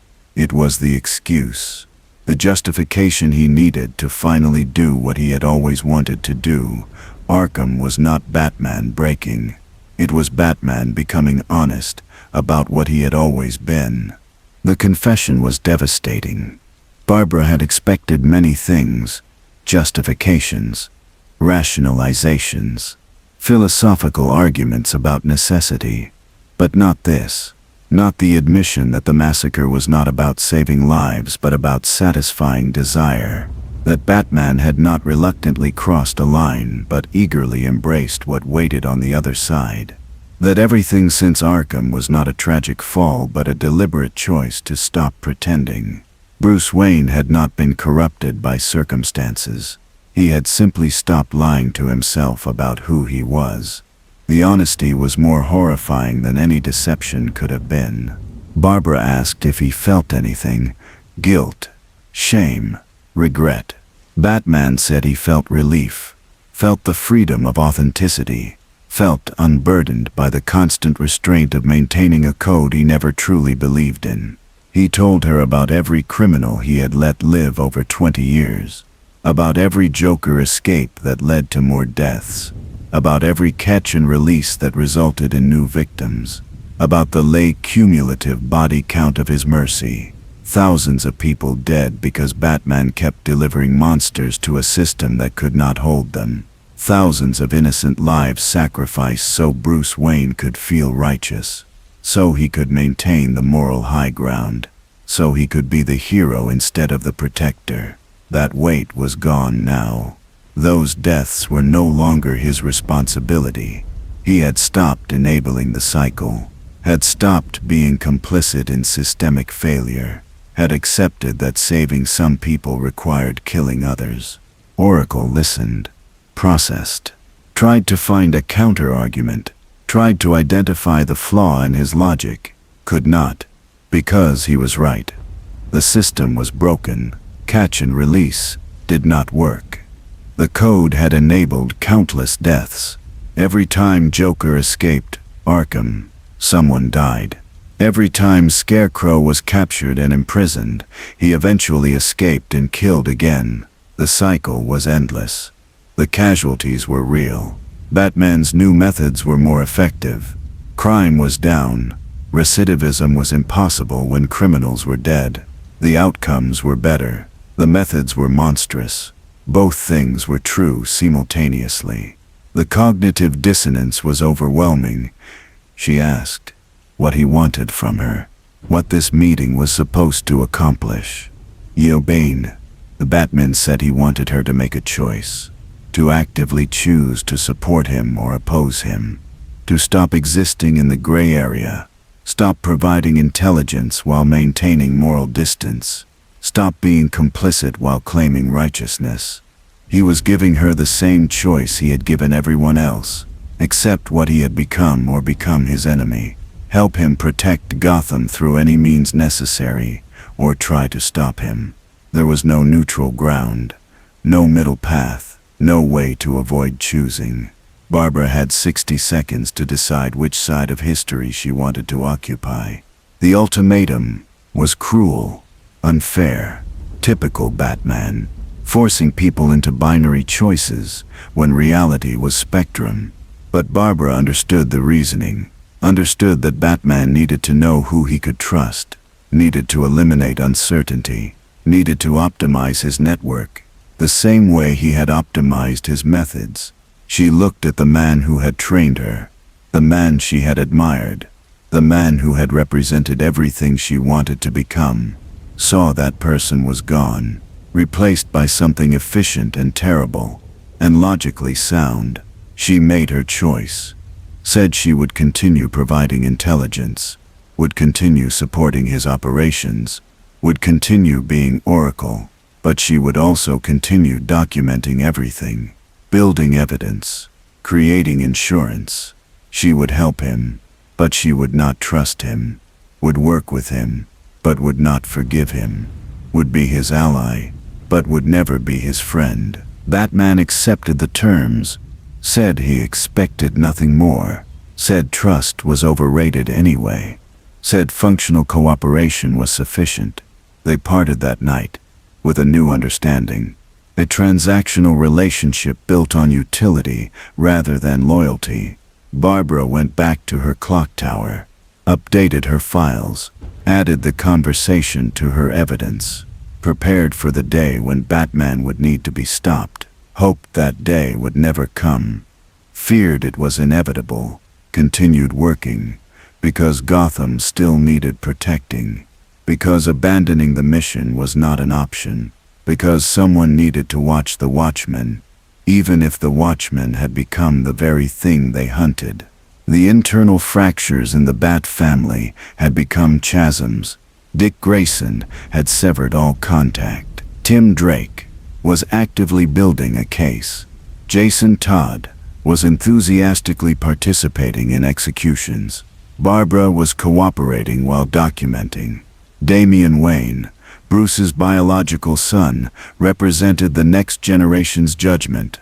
The boy had been raised by assassins, trained by the League of Shadows, taught that killing was necessary and natural and right. Then Bruce had reclaimed him, retrained him, taught him the code, taught him that heroes do not kill, that there are lines that cannot be crossed. That protecting life meant all life, even villain life, even monster life. Damien had internalized those lessons, had transformed from assassin to hero, had become proof that people could change, that violence could be unlearned, that redemption was possible. Then Arkham happened. Then Bruce violated everything he had taught Damien. Then the father, who preached restraint, became the executioner he claimed to oppose. The betrayal shattered Damien, not because his father killed. Damien understood killing, had done it himself before Bruce saved him. But because Bruce had lied, had made Damien believe the code was sacred when Bruce himself did not believe it, had forced Damien to change while refusing to change himself, had demanded Damien abandon his training while embracing the very methods he condemned. The hypocrisy was unbearable. The deception was unforgivable.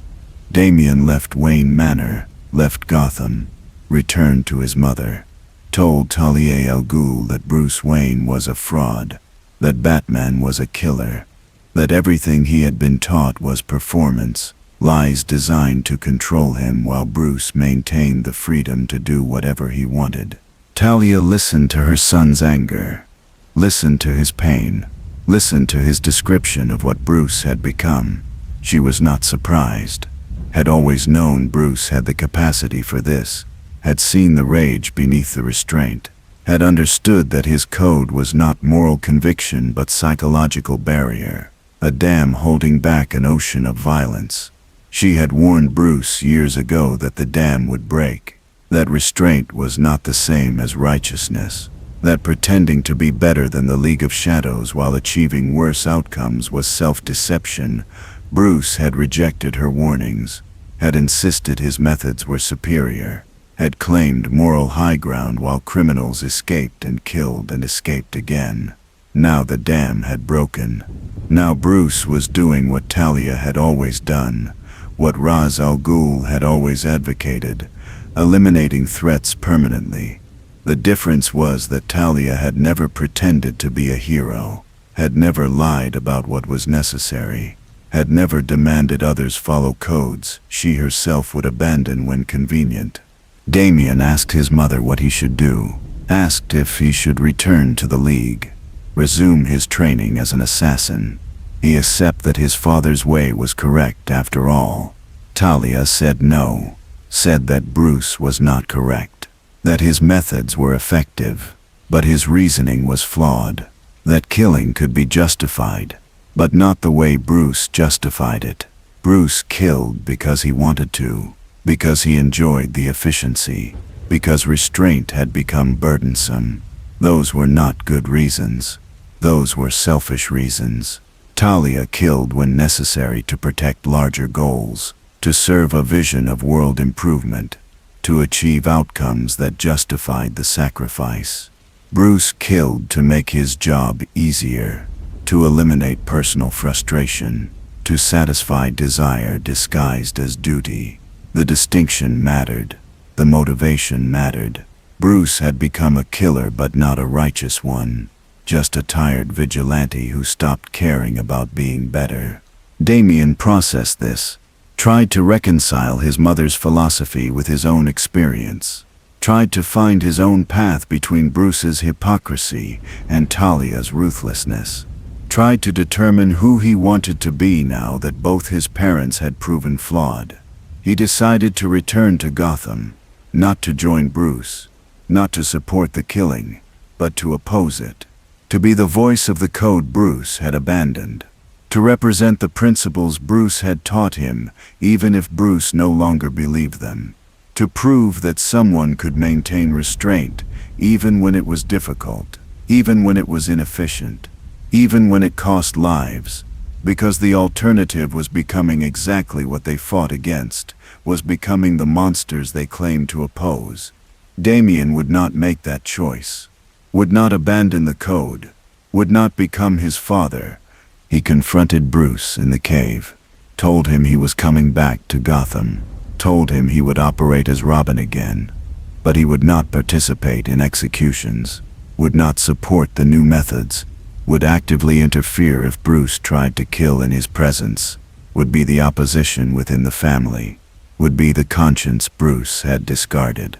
Bruce listened without expression, then asked a simple question. What would Damien do when criminals escaped?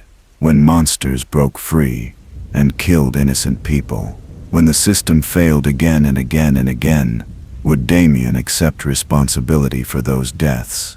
Would he acknowledge that his code enabled their suffering? Would he carry the weight of mercy?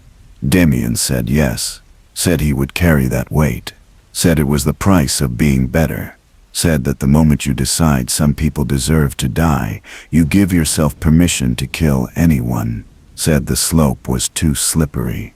The line was too important.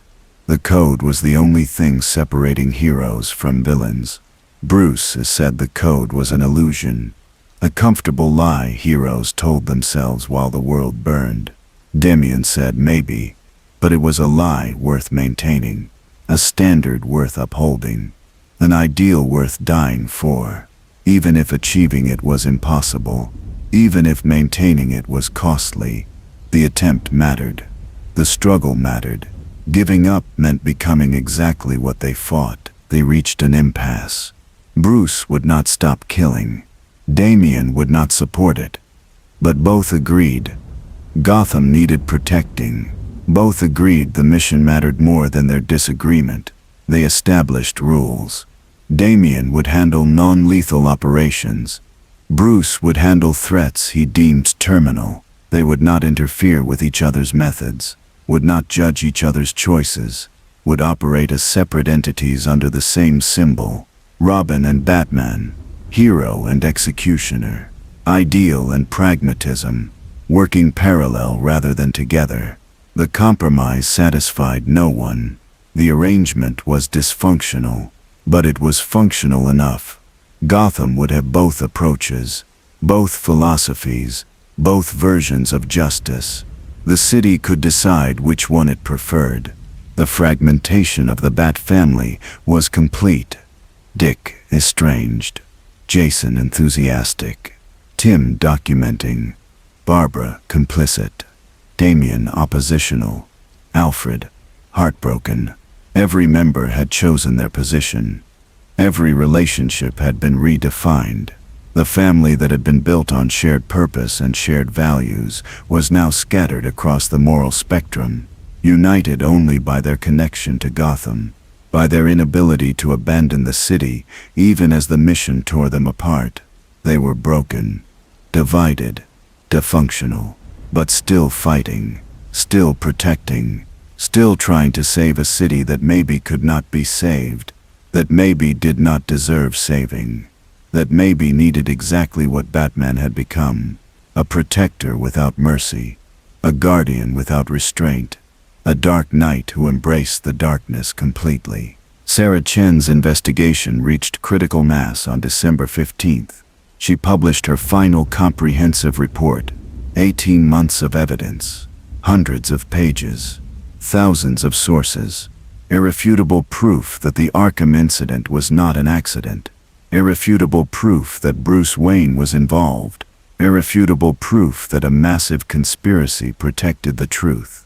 The report went viral immediately, crashed servers, dominated every news cycle, triggered emergency congressional hearings, forced the Justice Department to open a federal investigation, created a firestorm that could not be contained or controlled or dismissed. The truth was out. The lie was dead. The conspiracy was exposed.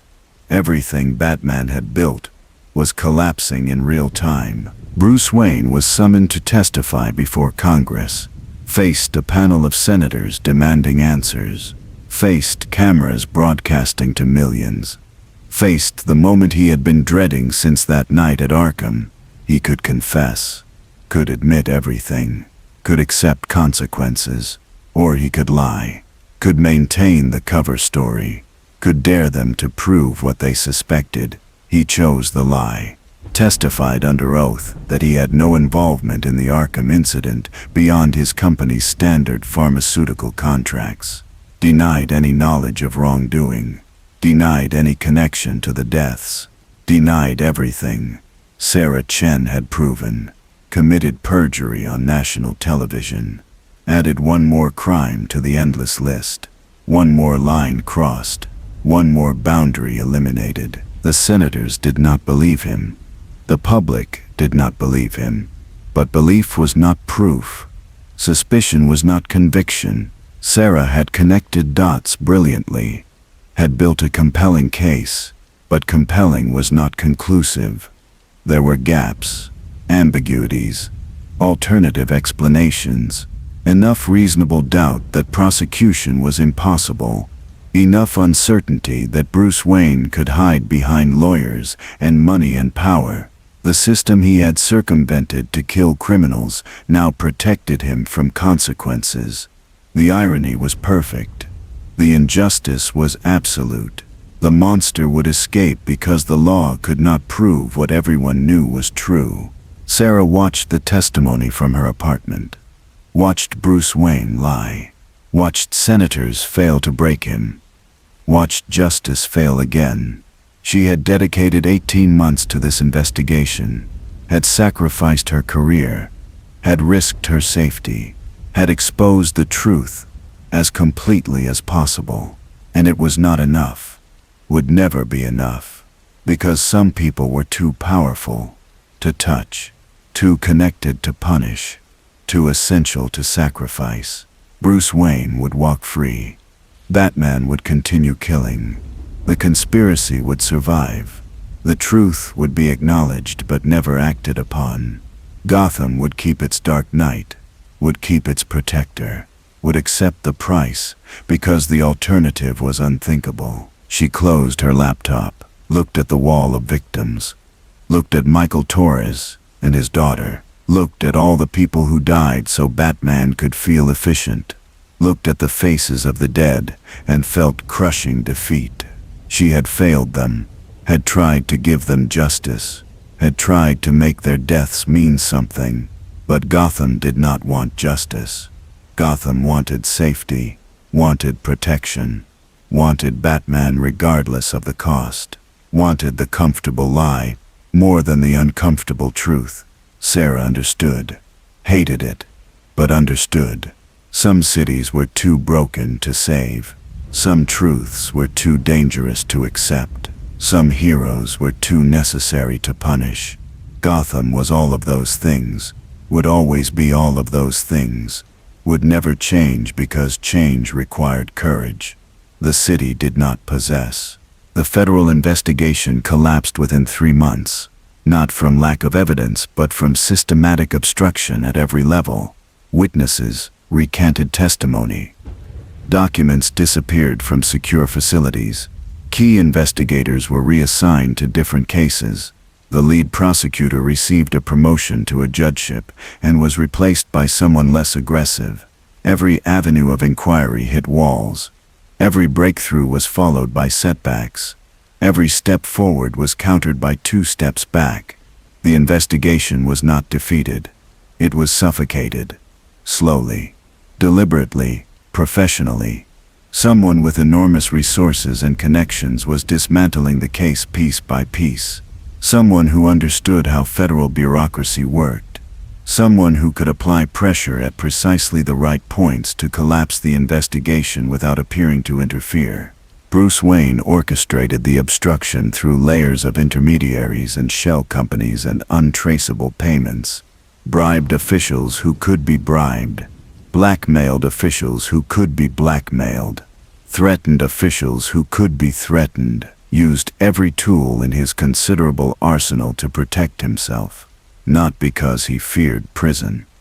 Bruce Wayne could survive incarceration, could use his wealth to remain comfortable, could probably secure early release through legal maneuvering.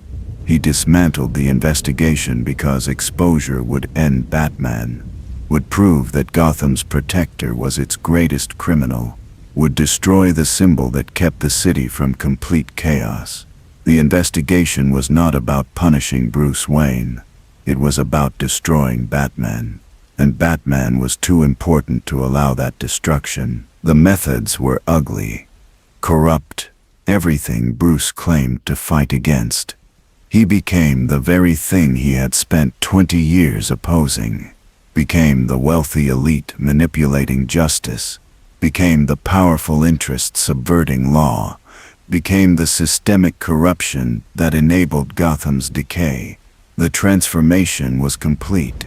Bruce Wayne was no longer pretending to be better than criminals, was no longer maintaining the illusion of righteousness, was simply using his resources to achieve outcomes he wanted, just like every mob boss, just like every corrupt politician, just like every villain he had ever fought. The distinction between hero and criminal had finally dissolved completely. Gordon watched the investigation die. Watched the corruption happen in real time. Knew exactly who was responsible. Knew exactly how it was being done.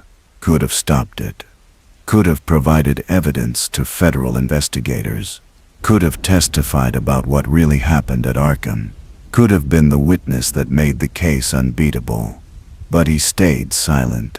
Maintained the conspiracy. Protected the lie.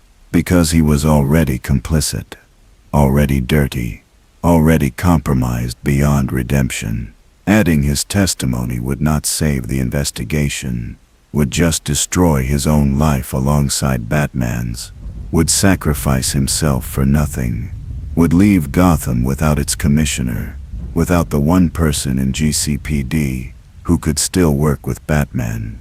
The calculation was selfish, cowardly, pragmatic. Gordon hated himself for it. Made the choice anyway. The investigation officially closed on March 8th. Insufficient evidence to proceed. Case suspended pending new information. The announcement was bureaucratic, antiseptic, final. Sarah Chen's 18 months of work reduced to a footnote. The victims reduced to statistics. The truth reduced to unproven allegations. Justice denied through procedural manipulation. The system had protected its own, had circled wagons around power and privilege, had demonstrated once again that some people existed above the law, that some crimes would never be punished, that some truths would never be acknowledged. Gotham received the message clearly. Batman was untouchable, unchallengeable, unstoppable. The Dark Knight could kill with impunity because the city needed him more than it needed justice. Public reaction split along predictable lines. Half of Gotham believed Bruce Wayne was innocent, believed the investigation was politically motivated, believed that a billionaire philanthropist could not possibly be a mass murderer, believed the comfortable lie because believing the uncomfortable truth was too destabilizing. The other half knew Bruce was guilty, knew the investigation had been sabotaged, knew that justice had been denied, but they also knew that Batman kept them safe, knew that crime had dropped dramatically, knew that their streets were more secure than they had been in decades. They accepted the bargain, accepted that their protector was a killer, accepted that safety required moral compromise, accepted that Gotham's survival demanded they look away from uncomfortable truths. The city made its choice.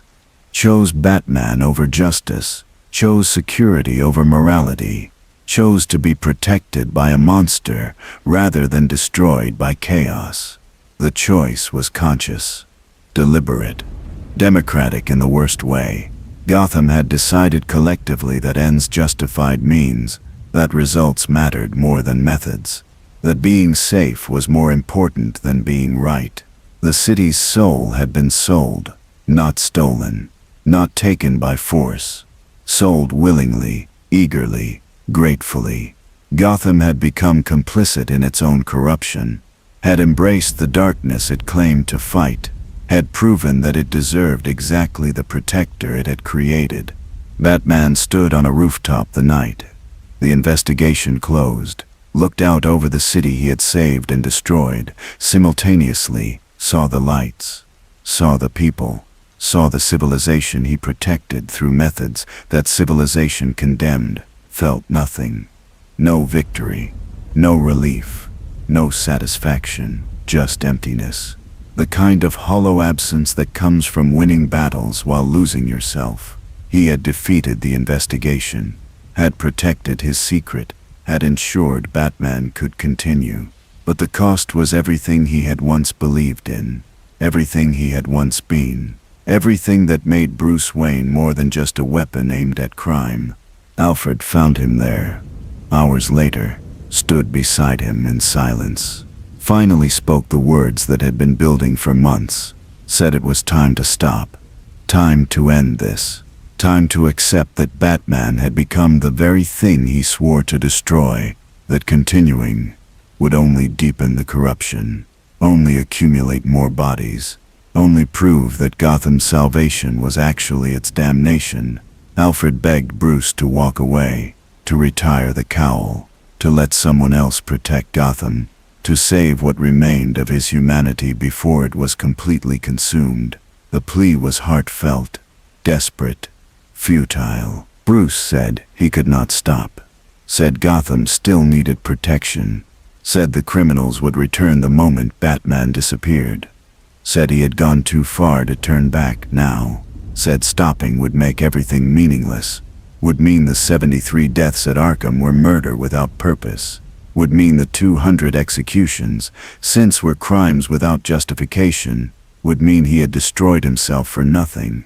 Continuing was the only way to validate the choice, the only way to prove the sacrifice had meaning, the only way to transform atrocity into necessity. He would not stop, could not stop, would never stop until Gotham was safe or he was dead, whichever came first. Alfred realized he had lost. Lost the argument, lost Bruce, lost the boy he had raised to the mission that consumed him. He asked one final question. He asked if Bruce was happy, if this life brought him any joy, or satisfaction or peace. Bruce answered honestly, said he did not remember what happiness felt like, did not remember the last time he felt anything beyond tactical assessment, did not remember being Bruce Wayne instead of Batman. The mission had eaten everything, had consumed his identity so completely that nothing else remained. He was not happy, was not sad, was not anything. Just a function, just a process, just Gotham's protector, operating at maximum efficiency regardless of personal cost. Alfred left the rooftop in tears, left Bruce alone with his emptiness, returned to the manor and began packing. Had finally reached his limit, could not watch anymore, could not enable anymore, could not be complicit in the destruction of the person he loved most. Explained that he would always love Bruce, would always consider him family, but could no longer support Batman, could no longer pretend that what was happening was acceptable, could no longer sacrifice his own conscience to enable Bruce's crusade. He left the letter on Bruce's desk, left Wayne Manor, left Gotham, left everything behind to save himself from drowning in Bruce's darkness. Bruce found the letter the next morning, read it once, set it aside, felt nothing. Alfred's departure was logical, expected, inevitable. Everyone left, eventually. Everyone reached their limit. Everyone chose self-preservation over solidarity.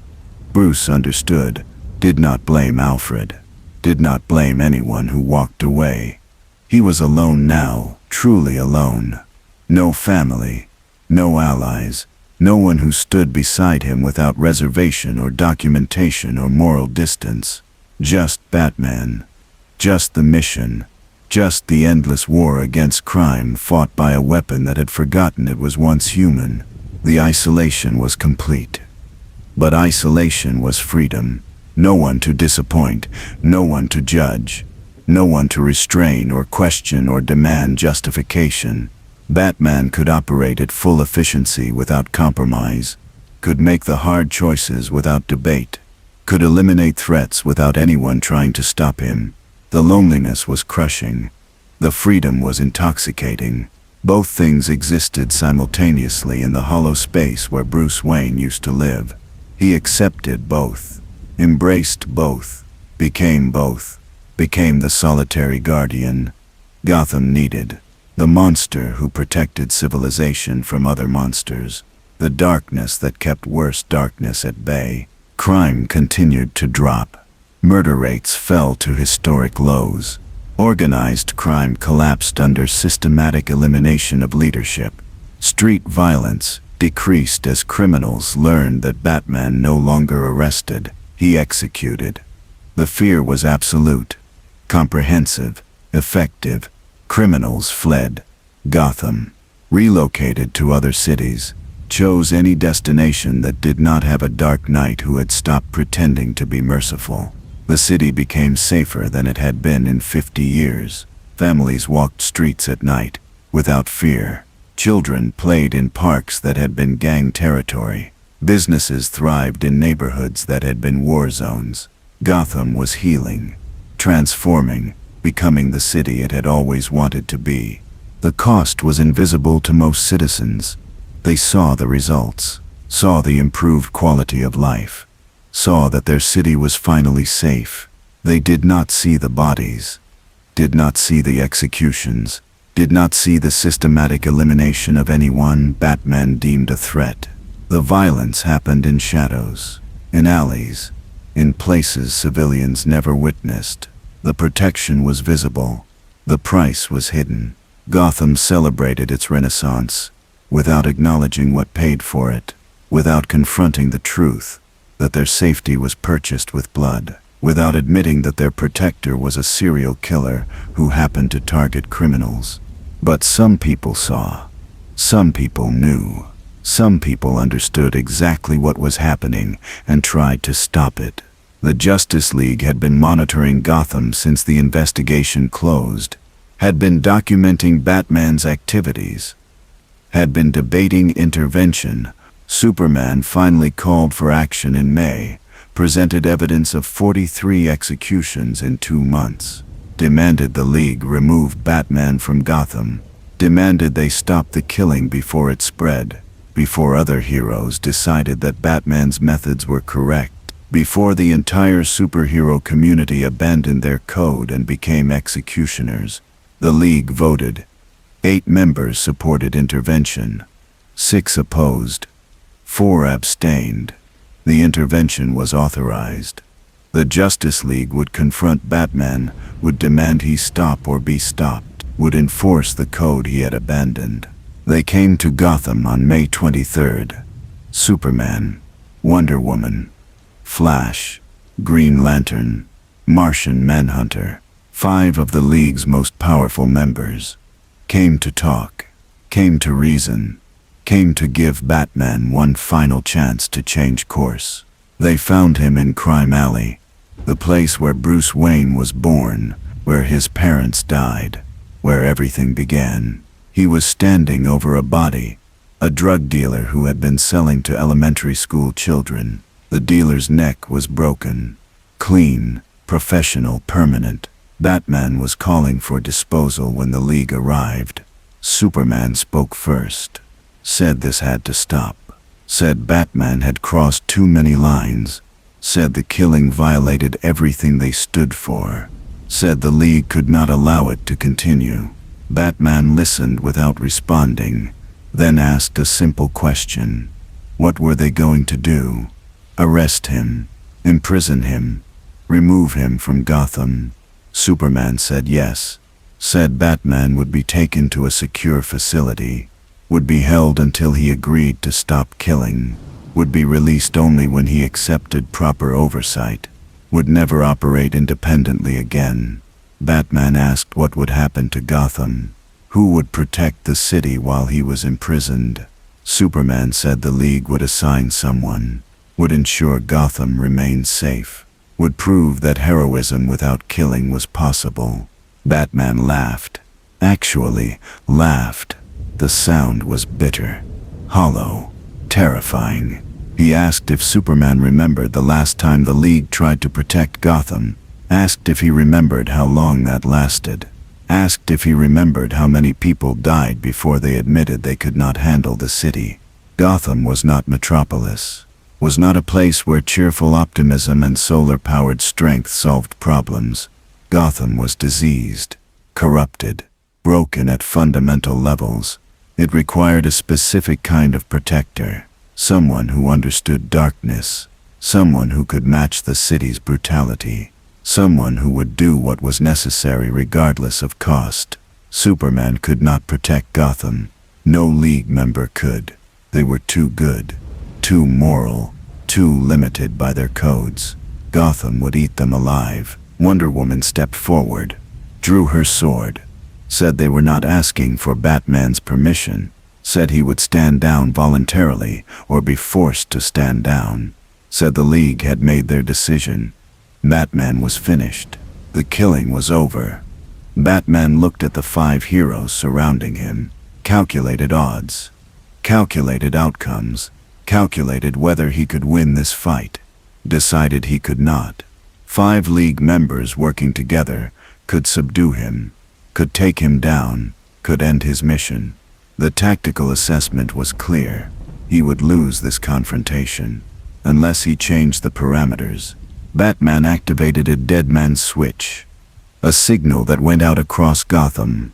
Within 90 seconds, bombs detonated at 12 locations, not large explosives, not designed to kill, designed to create chaos, to trigger fires and structural collapses and mass panic, designed to force the League to make a choice.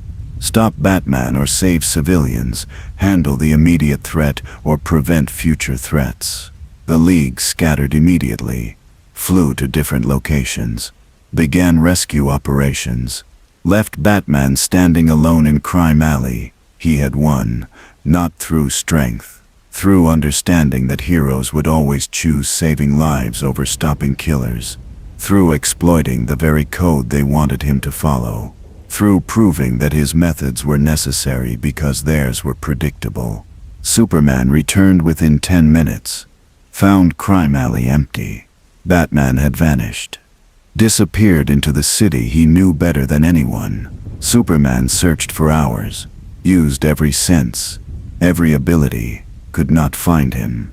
Batman had prepared for this, had created hiding places the League could not detect, had built contingencies for the day they came for him.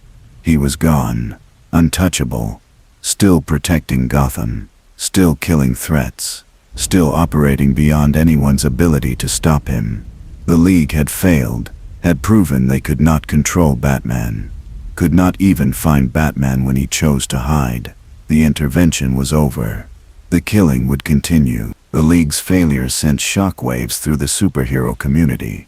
If Superman and Wonder Woman working together could not stop Batman, who could? If the most powerful beings on Earth could not remove one human vigilante from his city, what did that say about the limits of heroism? The question haunted every hero who heard about the confrontation, haunted them because the answer was uncomfortable. Batman had not defeated the League through power.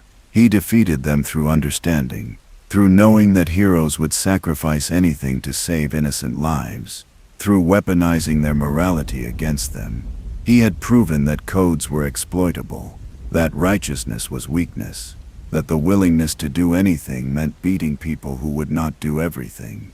Other vigilantes began watching Gotham closely, began analyzing Batman's methods, began asking themselves if he was right, if the endless cycle of catch and release was sustainable, if their codes were helping or hurting, if protecting their own moral purity was worth the cost in civilian casualties. The questions were dangerous, subversive, infectious. Batman had not just changed himself. He had planted doubt in every hero who learned what he had become, had created a philosophical virus that spread through the community. Some heroes rejected it immediately, condemned Batman completely, vowed never to compromise their principles. Others were less certain, saw the math, saw the results, wondered if maybe Batman had discovered an uncomfortable truth they were too weak to accept. Huntress was the first to openly embrace Batman's approach. Helena Bertinelli had always operated in gray areas, had always believed some criminals deserved death, had spent years being lectured by Batman about restraint, about the importance of the code, about being better than the monsters they fought. She had internalized those lessons, had tried to be the hero Batman claimed she should be. Then Batman abandoned his own code, proved it was performance, proved that even he did not believe what he preached. The revelation was liberating. Helena stopped restraining herself, stopped pretending mercy was always correct, started killing mob bosses and traffickers and rapists, started eliminating threats permanently. She called Batman, asked to coordinate, asked to work together, asked to learn his methods and improve her efficiency. Batman said no, said she was not ready, said killing required discipline and restraint and strategic thinking, said random executions based on anger were not justice, were just revenge. Helena needed to understand the difference, needed to develop methodology, needed to kill for the right reasons or not kill at all. The conversation was surreal. Batman lecturing about proper execution technique, teaching someone how to murder correctly, explaining that not all killing was equal, that methodology mattered, that even execution required honor. Helena listened, learned, began developing her own systematic approach to elimination. Punisher heard about Gotham, heard about Batman's transformation, came to the city to see for himself. Frank Castle had spent years being condemned by heroes, being called a monster, being hunted by the very people who claimed to fight crime, all because he killed criminals instead of arresting them. Now Batman was doing the same thing. Now the Dark Knight had joined him in the moral abyss. Frank wanted to meet this version of Batman, wanted to see if they could finally work together, wanted to build alliance between the two people willing to do what was necessary.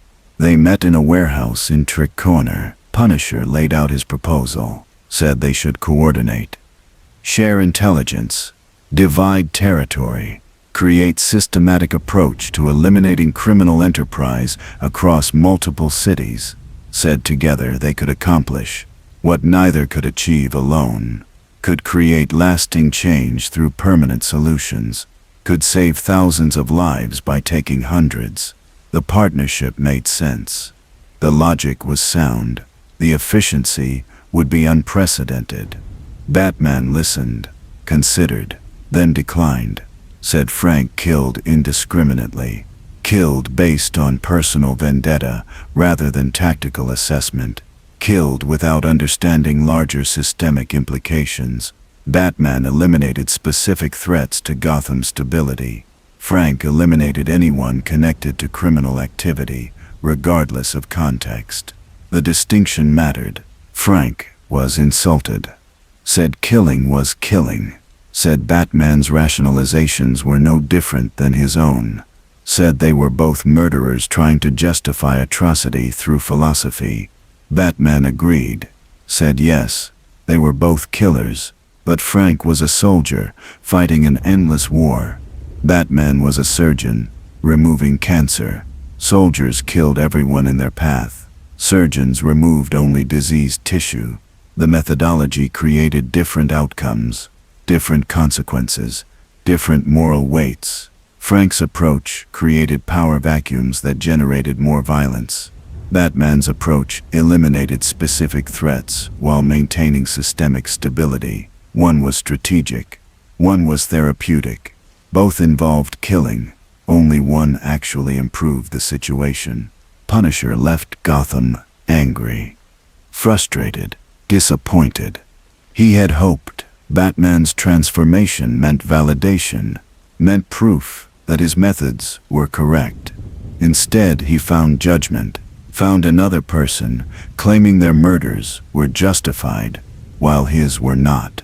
Found that even among killers, there was hierarchy, that even in moral darkness, there were gradations, that Batman had not joined him, had simply become a different kind of monster, a more selective monster, a monster who killed with purpose instead of passion.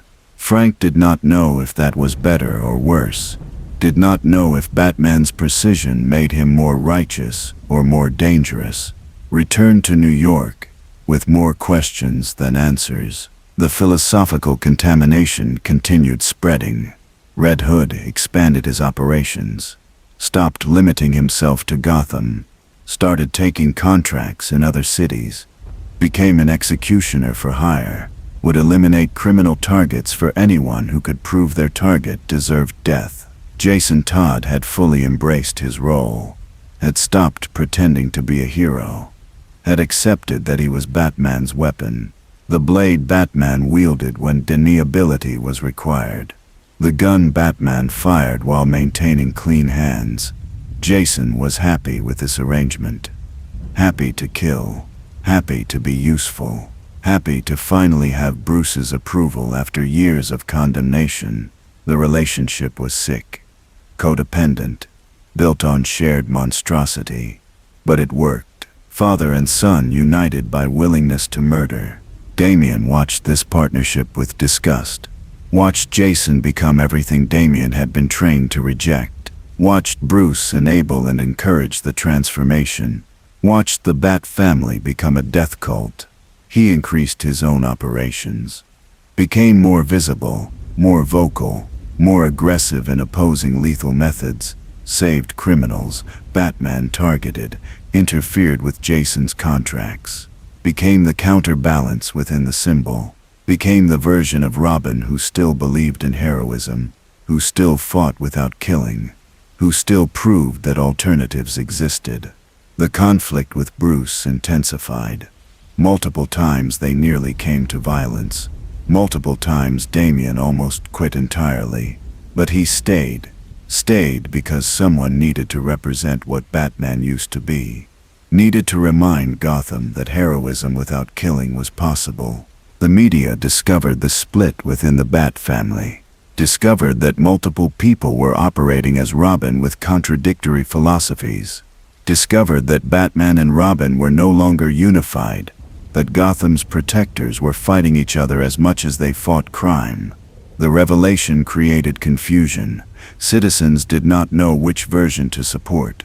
Did not know if Robin stopping Batman from killing was heroic or naive. Did not know if the executions were protection or terrorism. Public opinion fractured further.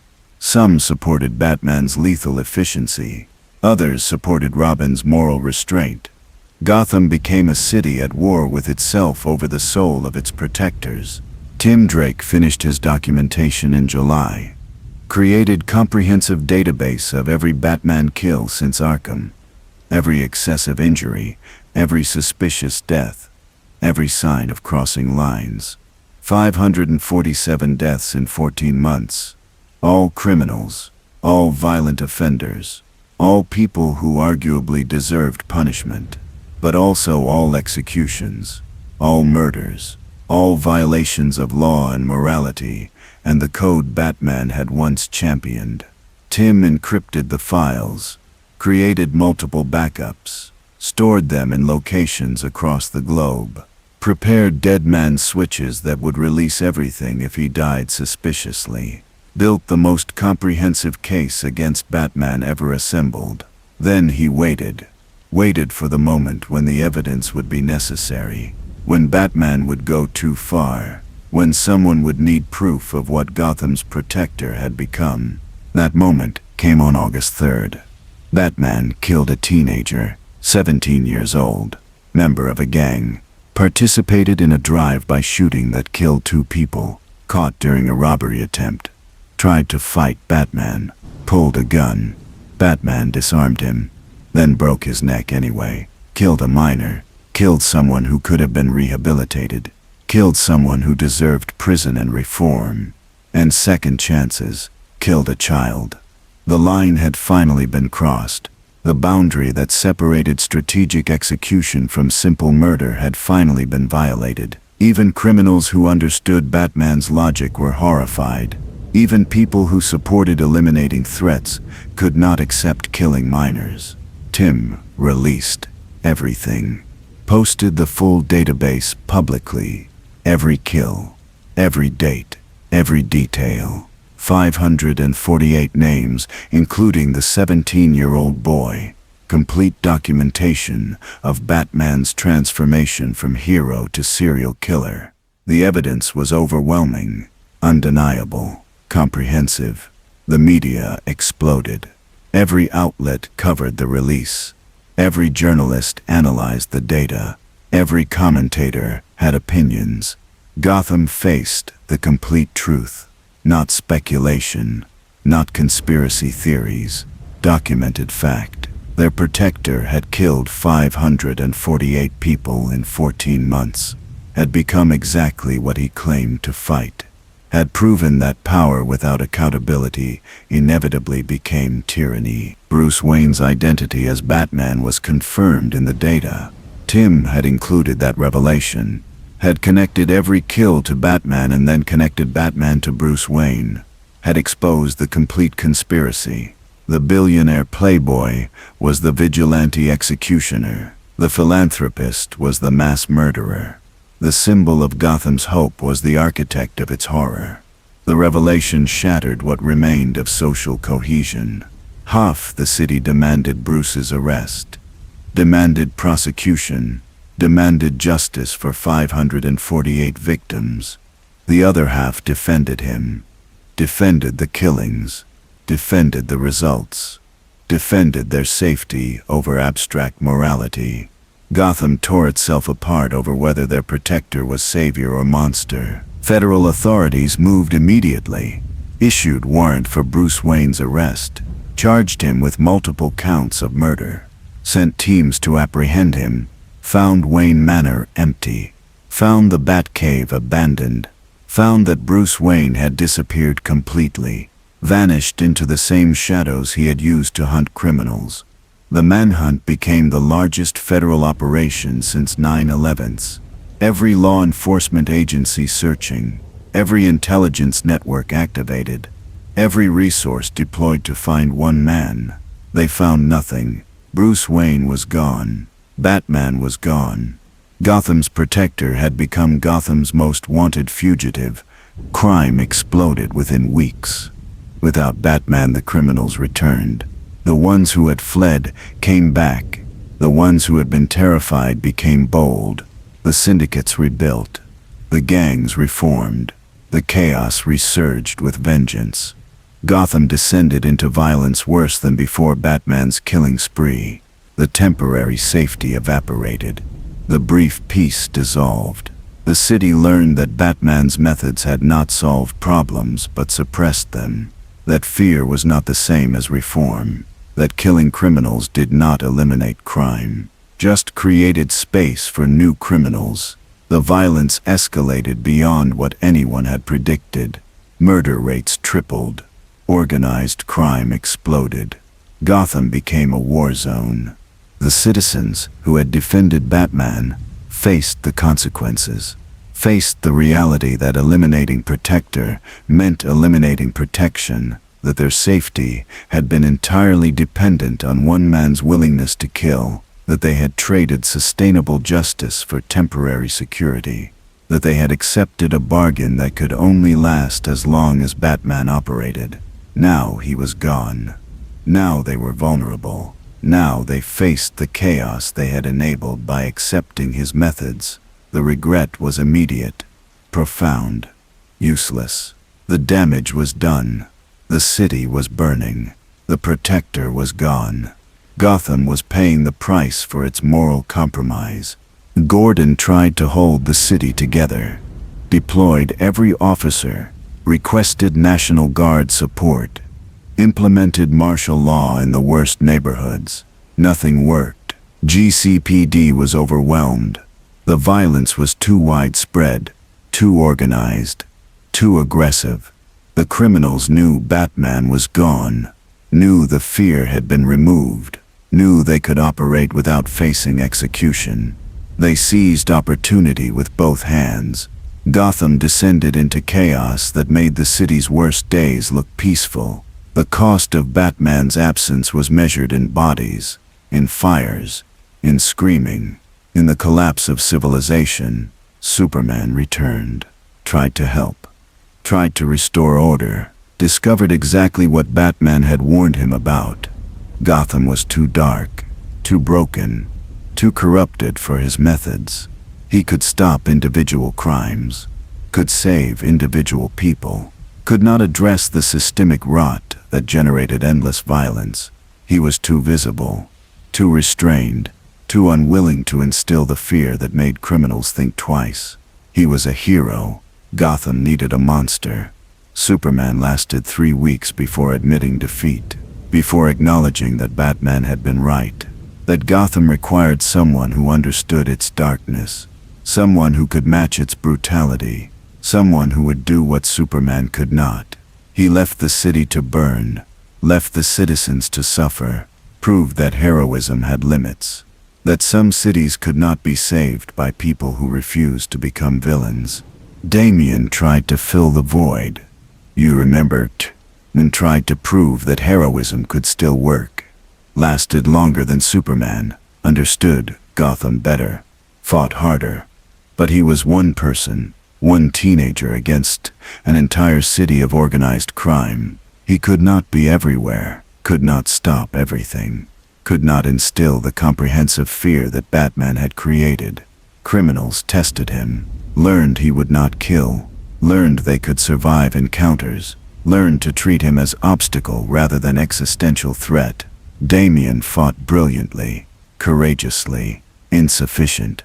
Gotham needed Batman, needed the killer, needed the monster who had kept them safe through methods they could not accept, needed exactly what they had demanded be removed. The city faced its choice, its real choice. Not the comfortable philosophical debate about whether killing was justified, but the practical, brutal question of whether they would rather have safety through murder or chaos through morality. Whether they preferred Batman the executioner or no Batman at all. Whether they could accept the price of protection or would pay the price of principle. Gotham had demanded justice, had demanded Batman face consequences, had gotten exactly what they asked for. Now they lived with the results. Now they suffered for their righteousness. Now they learned that some choices have no good options, only terrible ones and worse ones. They had chosen worse. The breaking point came on September 19th, a coordinated attack on 3 hospitals. Joker had returned, not from Arkham, from somewhere else. Somewhere he had been hiding since the night Batman killed 73 inmates.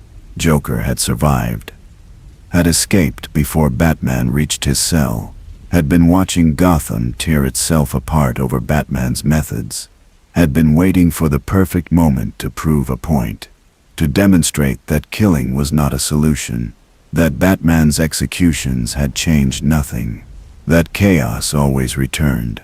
That the only difference between hero and villain was which one admitted they enjoyed the violence. The hospital attacks were surgical, coordinated, devastating. Explosives in pediatric wings, toxin in ventilation systems, gunmen in emergency rooms, designed for maximum casualties and maximum horror, designed to force a response, designed to make Batman return. Joker left messages at each site, spray painted in blood. Come out wherever you are. The city needs its monster. Show them what you really are. The taunts were personal, specific, proof that Joker knew exactly what Batman had become, knew about the killings, knew about the executions, knew that Batman had finally crossed the line, was celebrating it. 417 people died in the hospital attacks. Children, patients, doctors, nurses, visitors, innocent people who had nothing to do with crime or justice or the war between Batman and Gotham's villains. Just civilians caught in crossfire. Just casualties of a city that had lost its protector. Just proof that Batman's absence cost more lives than his presence. The death toll exceeded everything Batman had done at Arkham, exceeded all 548 executions combined, proved mathematically that removing Batman killed more people than Batman killed. The equation was brutal, clear, undeniable. Gotham screamed for Batman. The same citizens who had demanded his arrest now begged for his return. The same voices that condemned his killing now pleaded for his protection. The hypocrisy was stunning. The desperation was absolute. They wanted safety, wanted someone to stop the chaos, wanted Batman to come back and do whatever was necessary to restore order, wanted him to kill Joker, wanted him to execute every criminal threatening their city, wanted exactly what they had condemned him for doing, wanted it now, wanted it desperately, wanted to pretend they had never demanded justice, never insisted on accountability, never forced him into hiding. Bruce Wayne watched the hospital attacks from a safe house in the Narrows, watched the news coverage, watched the death toll climb, watched Gotham burn, felt nothing. No anger, no grief, no urgency to intervene, just cold observation, analytical assessment, strategic calculation. He had warned them, had told Gordon, had told the League, had told everyone that his methods were necessary, that removing him would create worse outcomes, that Gotham needed exactly what he had become. They had not listened, had demanded he stop, had forced him to disappear. Now they faced consequences. Now they learned the cost of righteousness. Now they understood that some monsters were necessary to keep worse monsters away. He could return, could stop Joker, could restore order within days, but he would not yet, not until Gotham admitted what it needed, not until the city acknowledged that his executions had been protection, that his killing had been mercy compared to the alternative, that safety required methods they found uncomfortable. Gotham needed to beg, needed to confess that they were wrong, needed to accept Batman on his terms or suffer without him. The calculation was cruel, manipulative, effective. Bruce was teaching Gotham a lesson, teaching them that heroes who followed rules could not save them, that only monsters could fight monsters, that they needed to choose which monster they preferred. Oracle tracked Bruce's location, found the safe house, contacted him through encrypted channels, begged him to stop the attacks, to save the city, to be Batman again. Bruce asked what she was offering, what Gotham was willing to accept. Barbara said anything, said the city would accept any method, any approach, any level of violence. Just stop the dying, just save the innocents, just come back.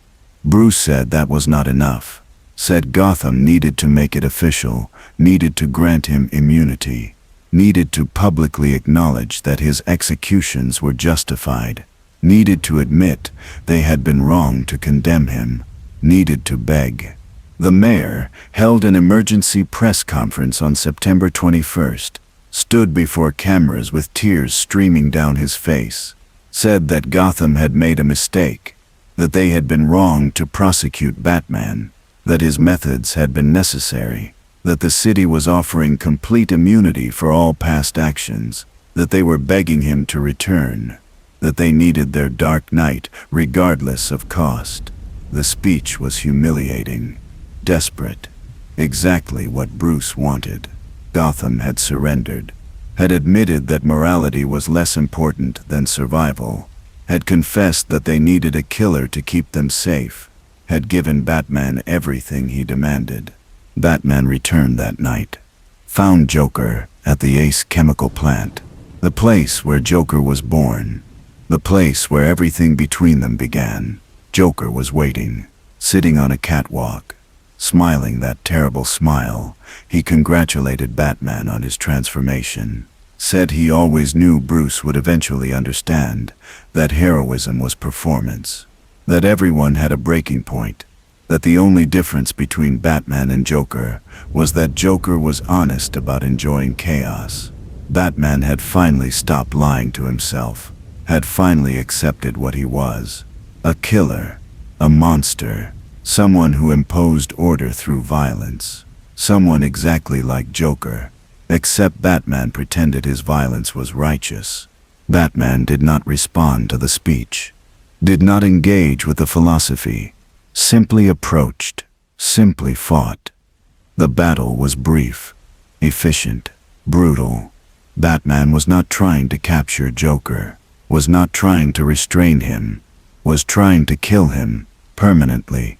Finally, after 20 years of catch and release, after countless escapes and murders and returns, after all the victims Joker had accumulated, after everything, Batman was going to end it, was going to eliminate the threat he should have eliminated decades ago, was going to prove that some people could not be redeemed or contained or stopped, only killed. Joker fought back, fought brilliantly, used every trick, every weapon, every advantage the chemical plant provided, but he was losing.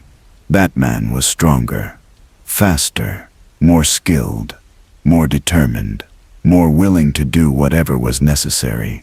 Joker was being beaten, being broken, being killed, and he was laughing, laughing harder than he had ever laughed, laughing because Batman was proving him right, proving that heroes were just villains with better marketing, proving that everyone descended to his level, eventually, proving that Gotham's greatest hero had become Gotham's greatest monster.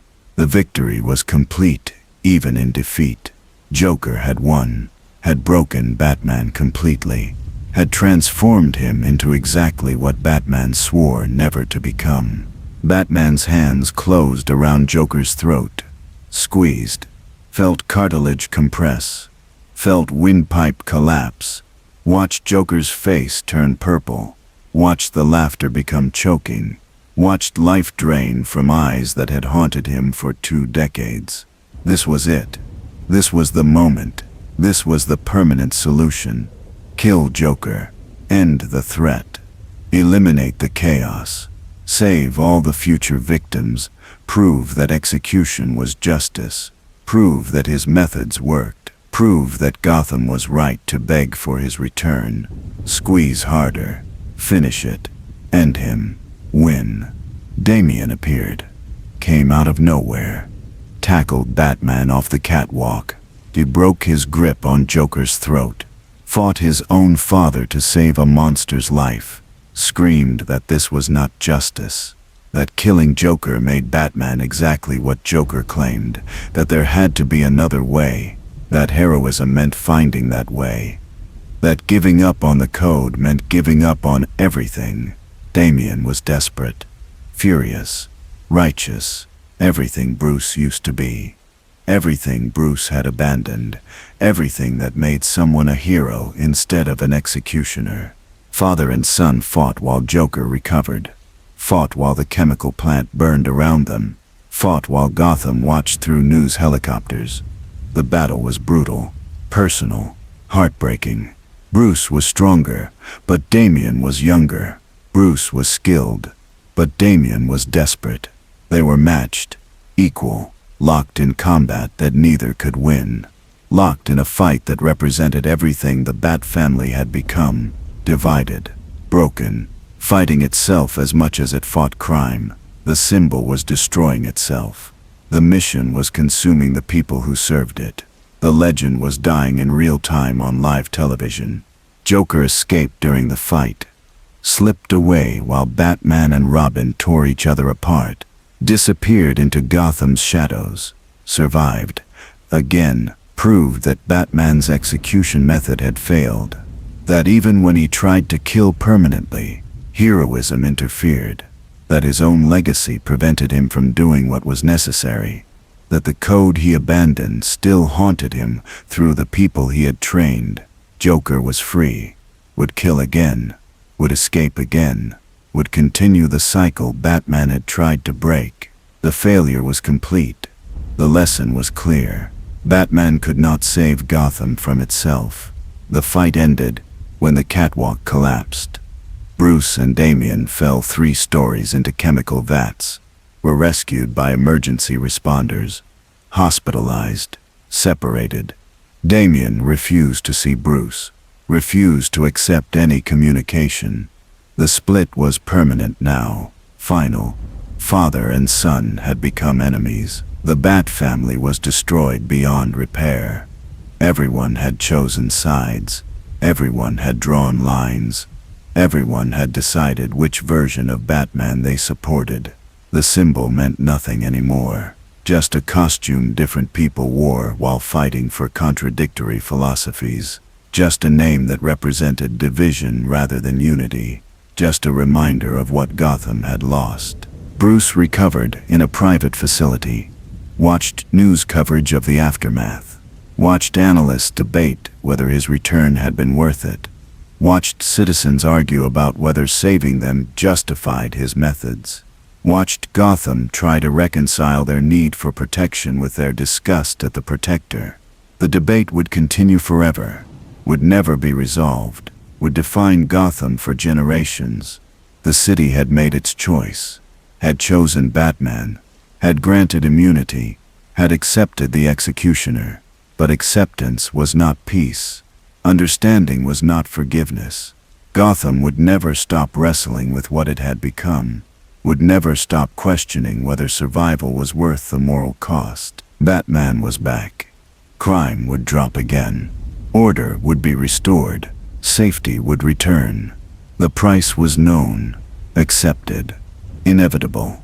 Gotham had its dark night, had its monster protecting them from other monsters, had exactly what it deserved. A killer who kept them safe, an executioner who imposed justice, a fallen hero who had become the villain the city needed. The night Gotham died had passed. The city had survived, but something essential had been lost, something that could never be recovered. The hope that heroes could be better, the belief that protection did not require damnation. The dream that someone could save Gotham without sacrificing their soul. That dream was dead, buried alongside 73 inmates at Arkham, cremated with 548 executed criminals, drowned in the blood of everyone Batman had killed. Gotham lived, survived, continued. But the cost was everything it once believed, everything it once hoped, everything that made it worth saving. The city had chosen darkness, had embraced it, had admitted it needed exactly what it claimed to oppose. The tragedy was complete. The transformation was permanent. The night Gotham died might have passed, but Gotham had never truly survived. The city breathing was just a corpse that had not realized it was dead. The years that followed became known as Gotham's gray period. Not dark, not light, just gray. Endless, compromised existence where safety and morality existed in permanent tension. Batman operated with full immunity, killed an average of 30 criminals per year. Always violent offenders, always people with substantial records, always threats the system could not contain. The executions were documented, tracked, made public record. Gotham knew exactly what their protector was doing, knew the body count, knew the methods, chose to accept it anyway, because the alternative was worse. Crime remained low, not eliminated, just suppressed to manageable levels. Criminals knew the rules, knew that certain actions meant death, knew Batman no longer arrested. The deterrent effect was substantial, permanent. Gotham became one of the safest major cities in America by conventional metrics. Murder rates dropped 60% from pre-Batman levels. Violent crime fell by half. Property crime decreased steadily. The statistics were remarkable. The cost was invisible to most citizens. Just numbers in reports. Just criminals who disappeared. Just problems that solved themselves through methods nobody discussed publicly. But some people could not forget, could not accept, could not move forward. Sarah Chen continued her work. Stopped trying to expose Batman. Started documenting his victims instead. Created a memorial website. Listed every name, every person Batman killed. Told their stories. Humanized them. Reminded Gotham that each execution was a person. Someone's son or daughter, or parent or friend. Someone who made terrible choices but was still human. The website became controversial, painful, necessary. A reminder that safety had individual costs even when those costs were justified. Gordon retired in 2027. Could not continue serving knowing what he had enabled. Could not look at himself knowing he had protected a mass murderer. Could not reconcile the cop he wanted to be with the conspirator he had become. His resignation speech was brief. Said he had compromised too much. Accepted too many necessary evils. Lost too much of himself in service to a broken city. He did not condemn Batman. Did not expose anything. Just acknowledged that some prices were too high, even when the alternative was worse. He moved to a small town upstate. Tried to find peace. Never did. The ghosts followed him. The weight remained. Some burdens could not be escaped through geography. Barbara took over as commissioner. Accepted the role knowing exactly what it meant. Knowing she would continue the conspiracy. Continue protecting Batman. Continue enabling executions. She did it anyway. Did it because Gotham needed someone who understood both sides. Someone who could work with Batman while remembering he was human. Someone who could maintain the alliance while documenting everything. She was perfect for the role. Perfectly compromised. Perfectly positioned. Perfectly damned. She served for 15 years. Never forgot a single name on the list. Never stopped building her insurance files.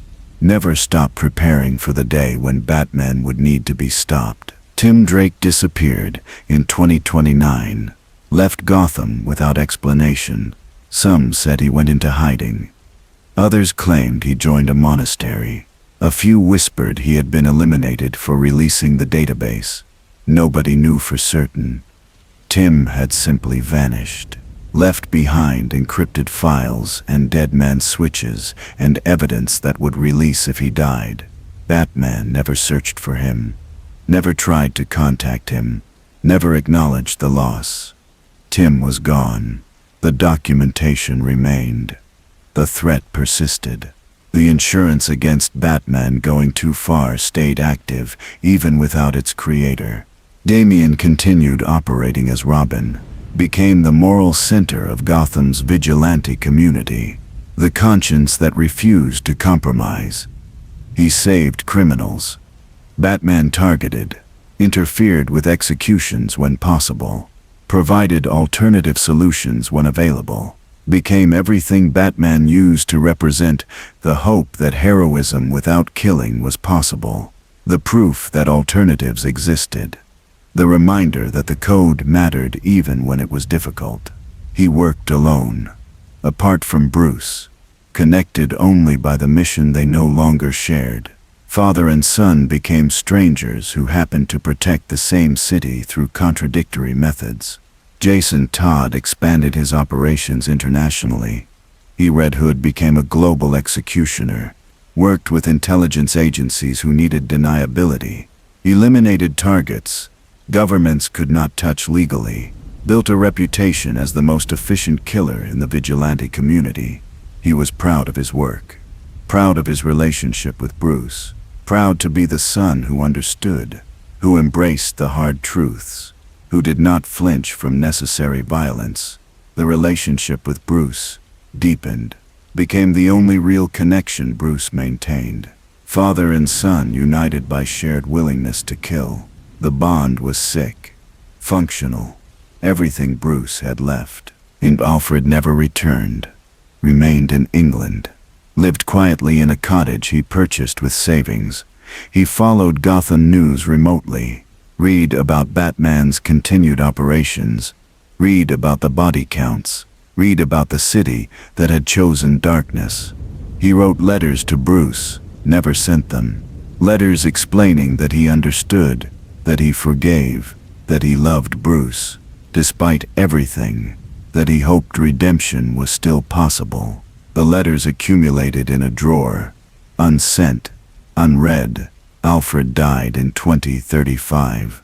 Alone, heartbroken, still hoping the boy he raised might find his way back to the light. Bruce attended the funeral, said nothing, felt nothing, returned to Gotham the same day. The last connection to his humanity was buried alongside Alfred. Nothing remained except the mission.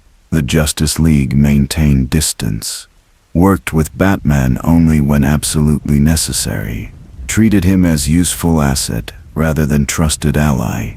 Superman tried reconciliation several times, tried to convince Bruce to stop killing, tried to find common ground, failed every time. Eventually gave up, accepted that Batman was lost, that some people could not be saved, that the friend he knew was gone forever. The League continued operating, continued saving the world. Did it without Batman, did it knowing Gotham's protector had become exactly what they fought against.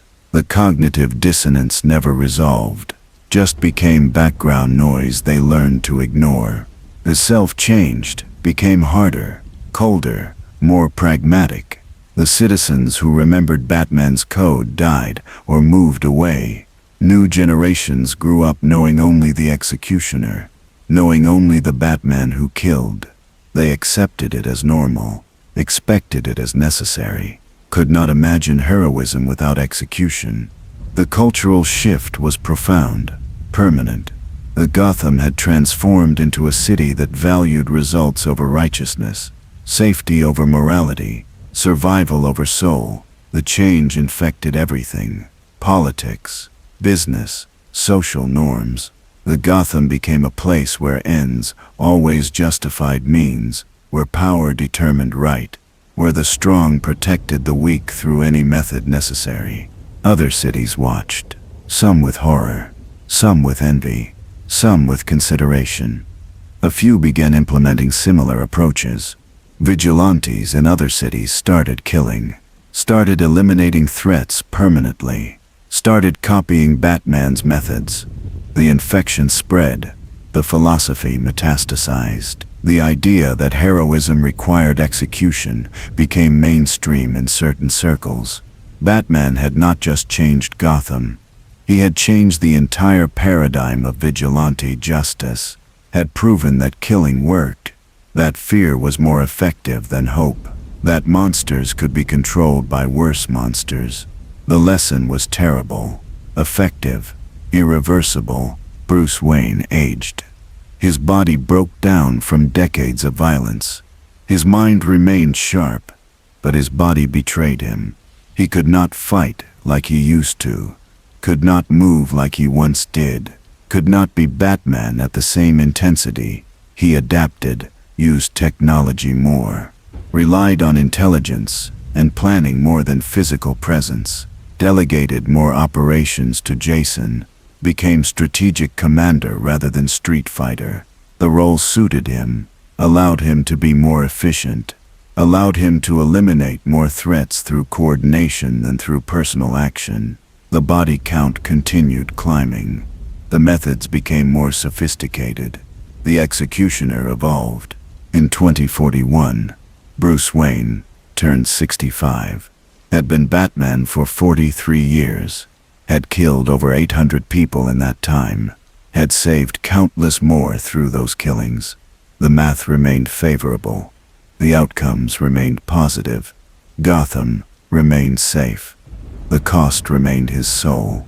He sat in the cave on his birthday, alone, no family, no friends, no connections beyond the mission. He reviewed the list of names, 817 people he had executed, read through them, remembered each one, felt nothing, no guilt, no pride, no emotion at all. Just acknowledgement, just data, just confirmation that he had done what was necessary, regardless of personal cost.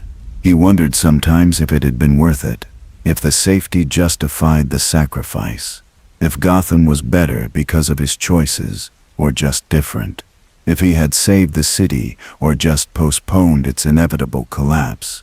The questions had no answers. could never have answers. Because measuring success required knowing what would have happened otherwise, required comparing reality to hypothetical, required certainty that was impossible. He believed he had made the right choices, believed the executions were necessary, believed Gotham needed exactly what he became, but belief was not knowledge. Faith was not certainty. He would die not knowing if his crusade had meaning or was just violence dressed as purpose. The night Gotham died had happened 17 years ago. The city had survived, had thrived, even, had become safer than ever before. But something essential had been lost that night, something that could never be recovered. The hope that heroes could save cities without becoming villains, the belief that protection did not require damnation, the dream that someone could fight monsters without becoming monstrous. That dream died at Arkham, died with 73 inmates, died the moment Batman decided that ends justified means. Gotham lived, but the soul that made it worth saving was gone. Bruce Wayne would die eventually, cancer probably, heart failure maybe. Just age ultimately. He had prepared for succession, had trained replacements, had created systems that would continue his work. Batman would survive him. The executions would continue. The fear would persist. Gotham would remain safe through methods that civilization condemned. The legacy was secure, permanent, terrible.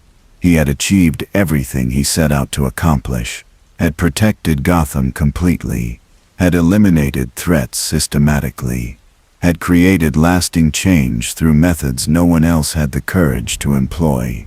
He had succeeded, had won, had saved the city. The victory was ashes, empty, hollow.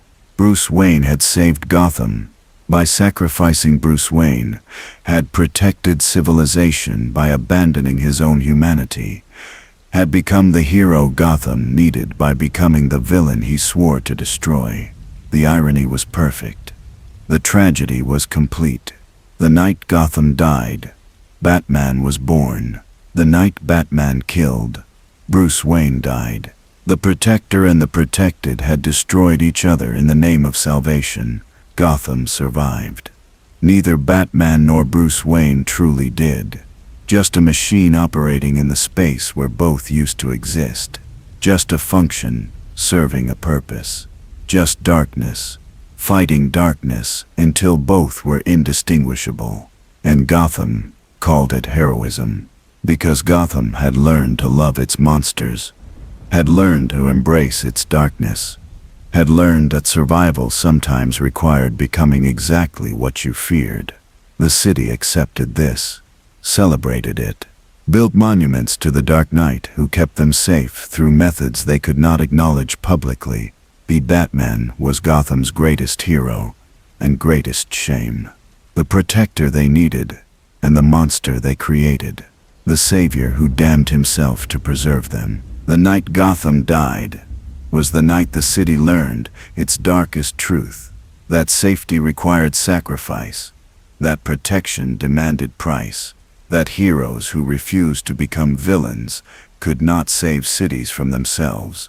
Gotham learned, adapted, survived, became something new, something harder, something that valued results over righteousness. The transformation was complete, permanent, irreversible.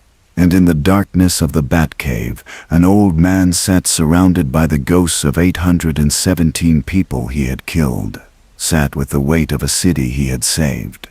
Sat with the emptiness of a soul he had sacrificed. Sat alone because everyone who might have understood had either left or died or become strangers. Bruce Wayne had given everything to save Gotham, had lost everything to protect civilization, had destroyed himself completely to preserve others partially. He would do it again, would make the same choices, would kill the same people, would sacrifice the same soul, because the math was clear, because the outcomes were positive. Because Gotham was safe. That was all that mattered. That was everything. That was the only truth worth dying for. The night Gotham died, Bruce Wayne learned that some prices are worth paying, and some sacrifices are necessary. Some lines must be crossed. He paid the price, made the sacrifice, crossed the lines, saved the city, lost himself, became the legend, became Batman, forever, completely, absolutely. And Gotham lived in the shadow of the monster who loved it enough to become everything it feared. Good night.